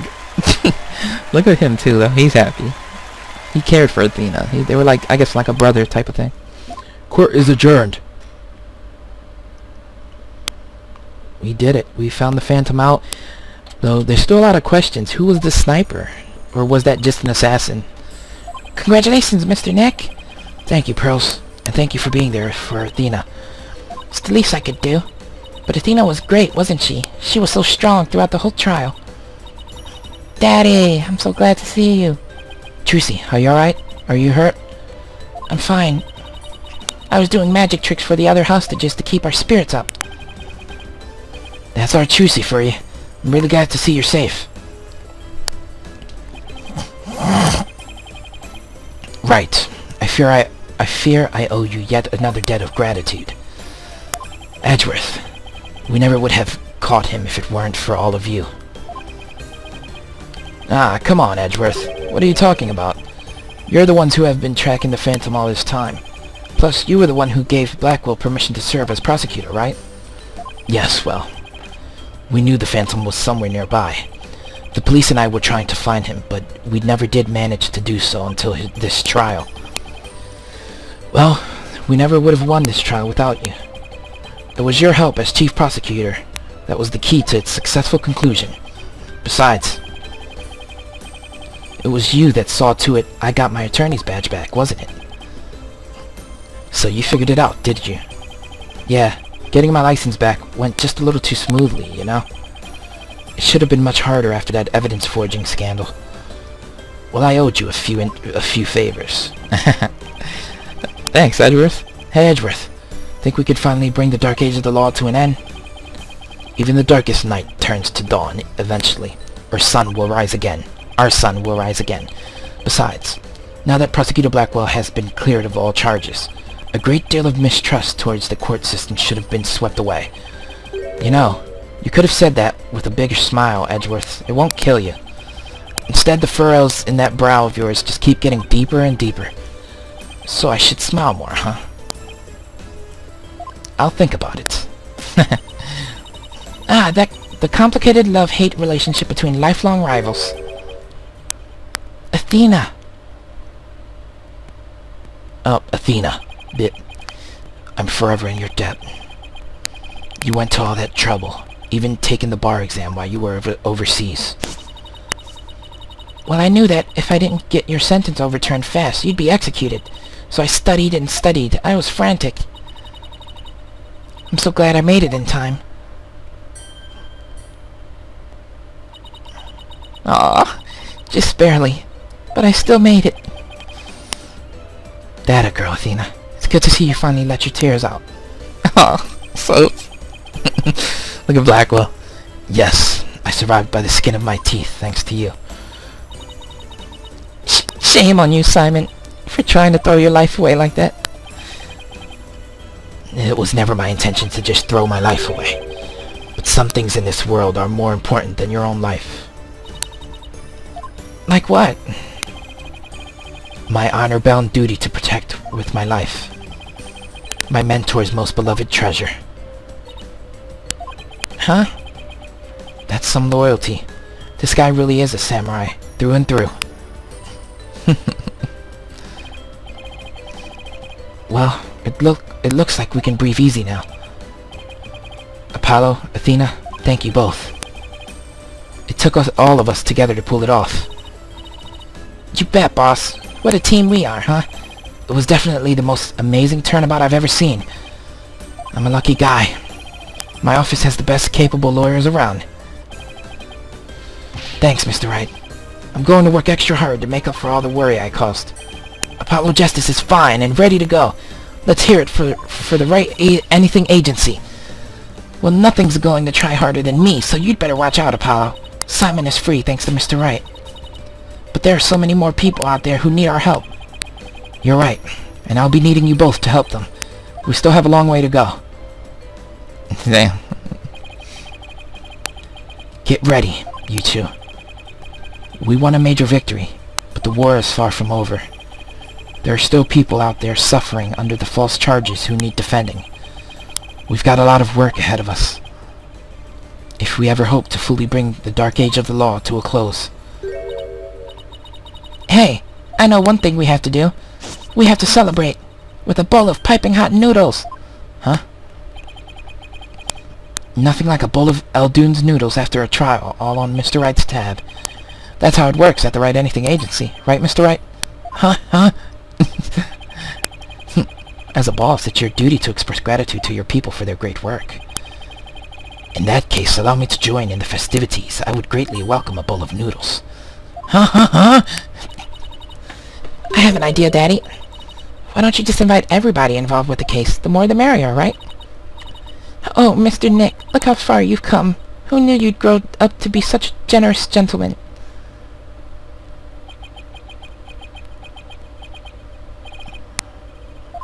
Guys, under these circumstances, there's only one thing I can say.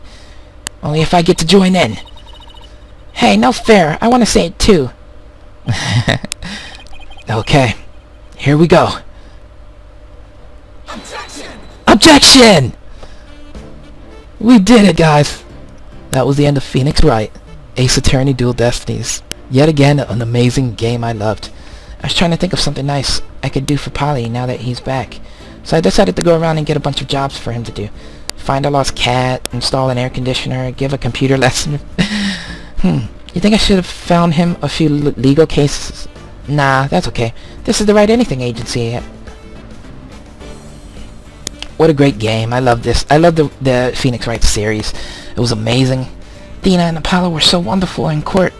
I'd better study as much as I can if I want to be a judge someday. My grandma says eat lots of peppers. They'll ignite. Oh, but I should figure out which to grow. Green peppers or yellow peppers. Or maybe I should go with hot as the sun red peppers instead. This is a great series, a great game. I hope they do another one, and I'll play Phoenix Wright. You know, the next part. I think it would be part 6 in the series. I don't know. The end of the dark age of the law, you say? Tisk tisk, how naive. Don't you know it's sometimes necessary to get a guilty verdict by any means possible? What? They're putting me under investigation. The chief prosecutor wants to see me. No! Pain. Yeah. Great game, man. Great series. They did a great job of blending to, like, the 2D and 3D, like, not making it too overpowered. It was awesome. I've been asked to debut the great masked wrestler, Tenma Taro. He's scheduled to go up against the amazing Ninetales next, Oh, what to do? What to do? A fight to the finish with myself. Why don't you ask Mr. Demon Lawyer to be the amazing Ninetales? It's not a bad idea. I bet he'd be all for it. Caw. So we are to meet as foes, are we? I couldn't read that fast enough.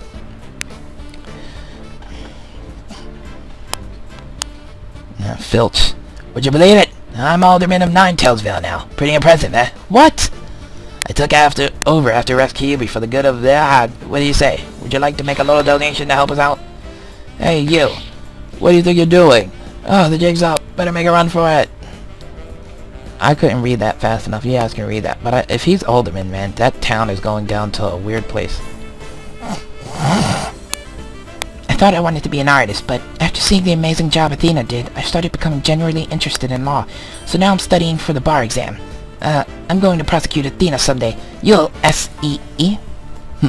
I'm studying my buns off too, but not for the bar exam. I'm going to pass the Demas entrance exam on my own merit this time. With a score of 100 points, of course. Phew! Juniper, our dream will live on forever! Potential new lawyers and prosecutors in the making to bring the good justice, truth of to the world. I found really sweet bikes. Is it because I want to be a legal journalist instead of a lawyer or a judge? But anyway, thanks for the trial to the school's newspaper's feature is as bright as can be. Now, let's see what the fresh blood have to say in the new school paper. Our editors cried so hard of graduation rehearsal, her cardboard box got soggy.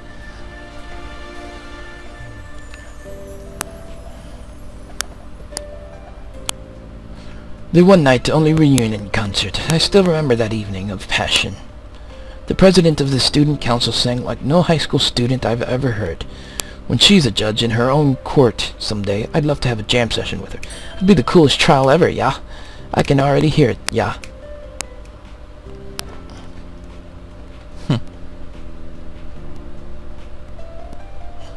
I gave this place a good cleaning from top to bottom, but it's already a mess again.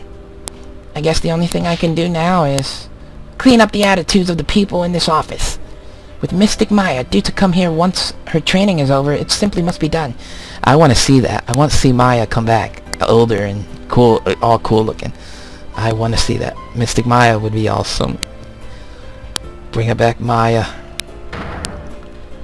Ha ha ha, humanity's dream for outer space will never die. In fact, planning for the Het-3 rocket has already officially begun. Look upon me, people of this great nation, and witness the glory of Yuri Cosmos. What do you... Oh, Director. Yes, yes, rocket preparations are fully complete, yes. You just leave everything to me. Assistant Director Yuri Cosmos.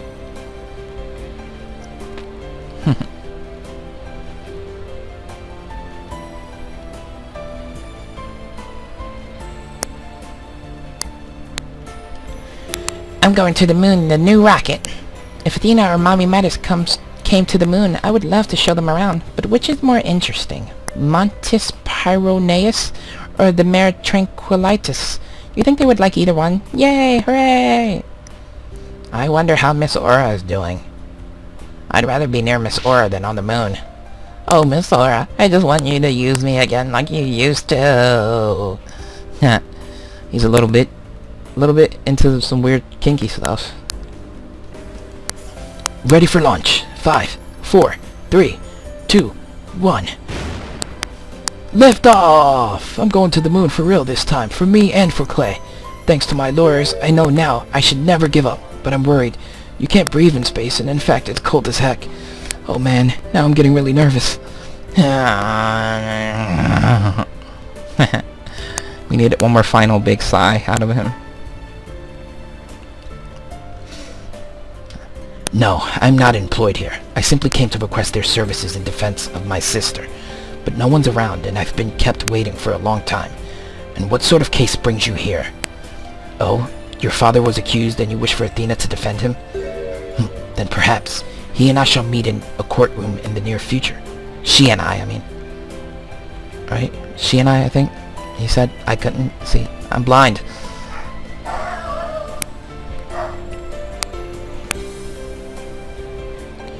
I look forward to your next month's salary assessment. Yeah, please forgive me.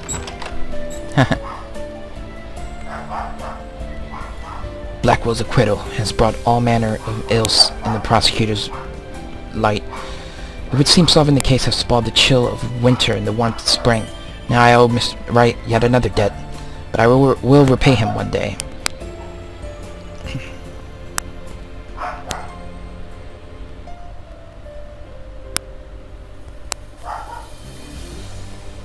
Yeah, we did it, guys. I hope you enjoyed Phoenix Wright Dual Destinies. I don't know if they would show anything after the credits, but I guess we'll see.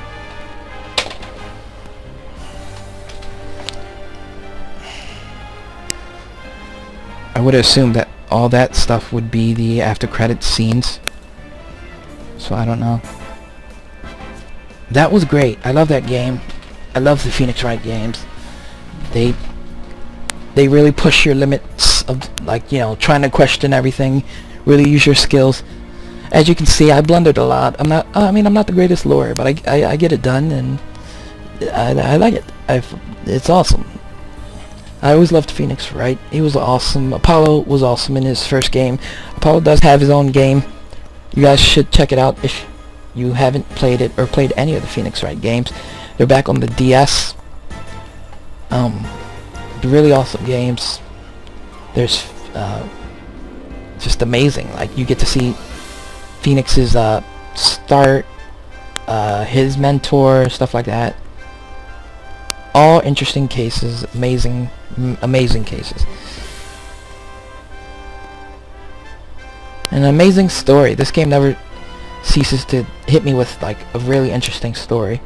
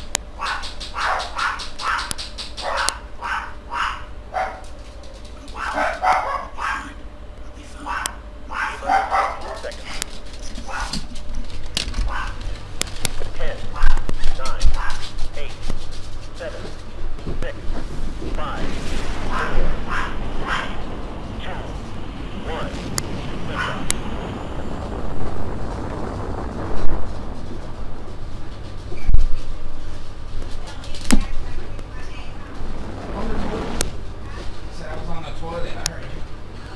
I said I was on the toilet. I heard you. I don't know. No.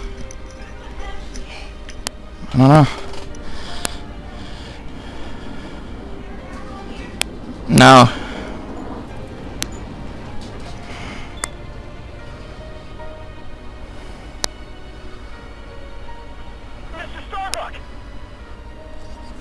You'll be fine. Just believe in yourself. The moon's closer than you think.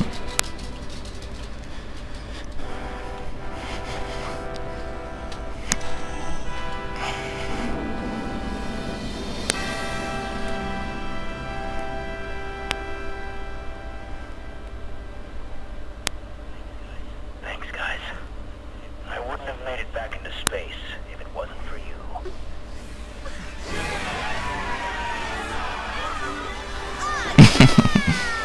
All right.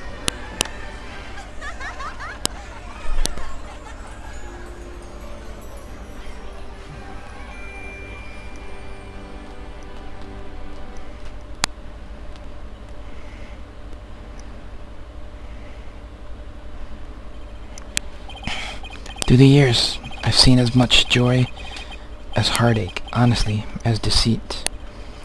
But just as Mr. Starbuck was able to escape the harsh pool of his fears and despair, I believe that hope and friendship can lift us all up towards a brighter tomorrow.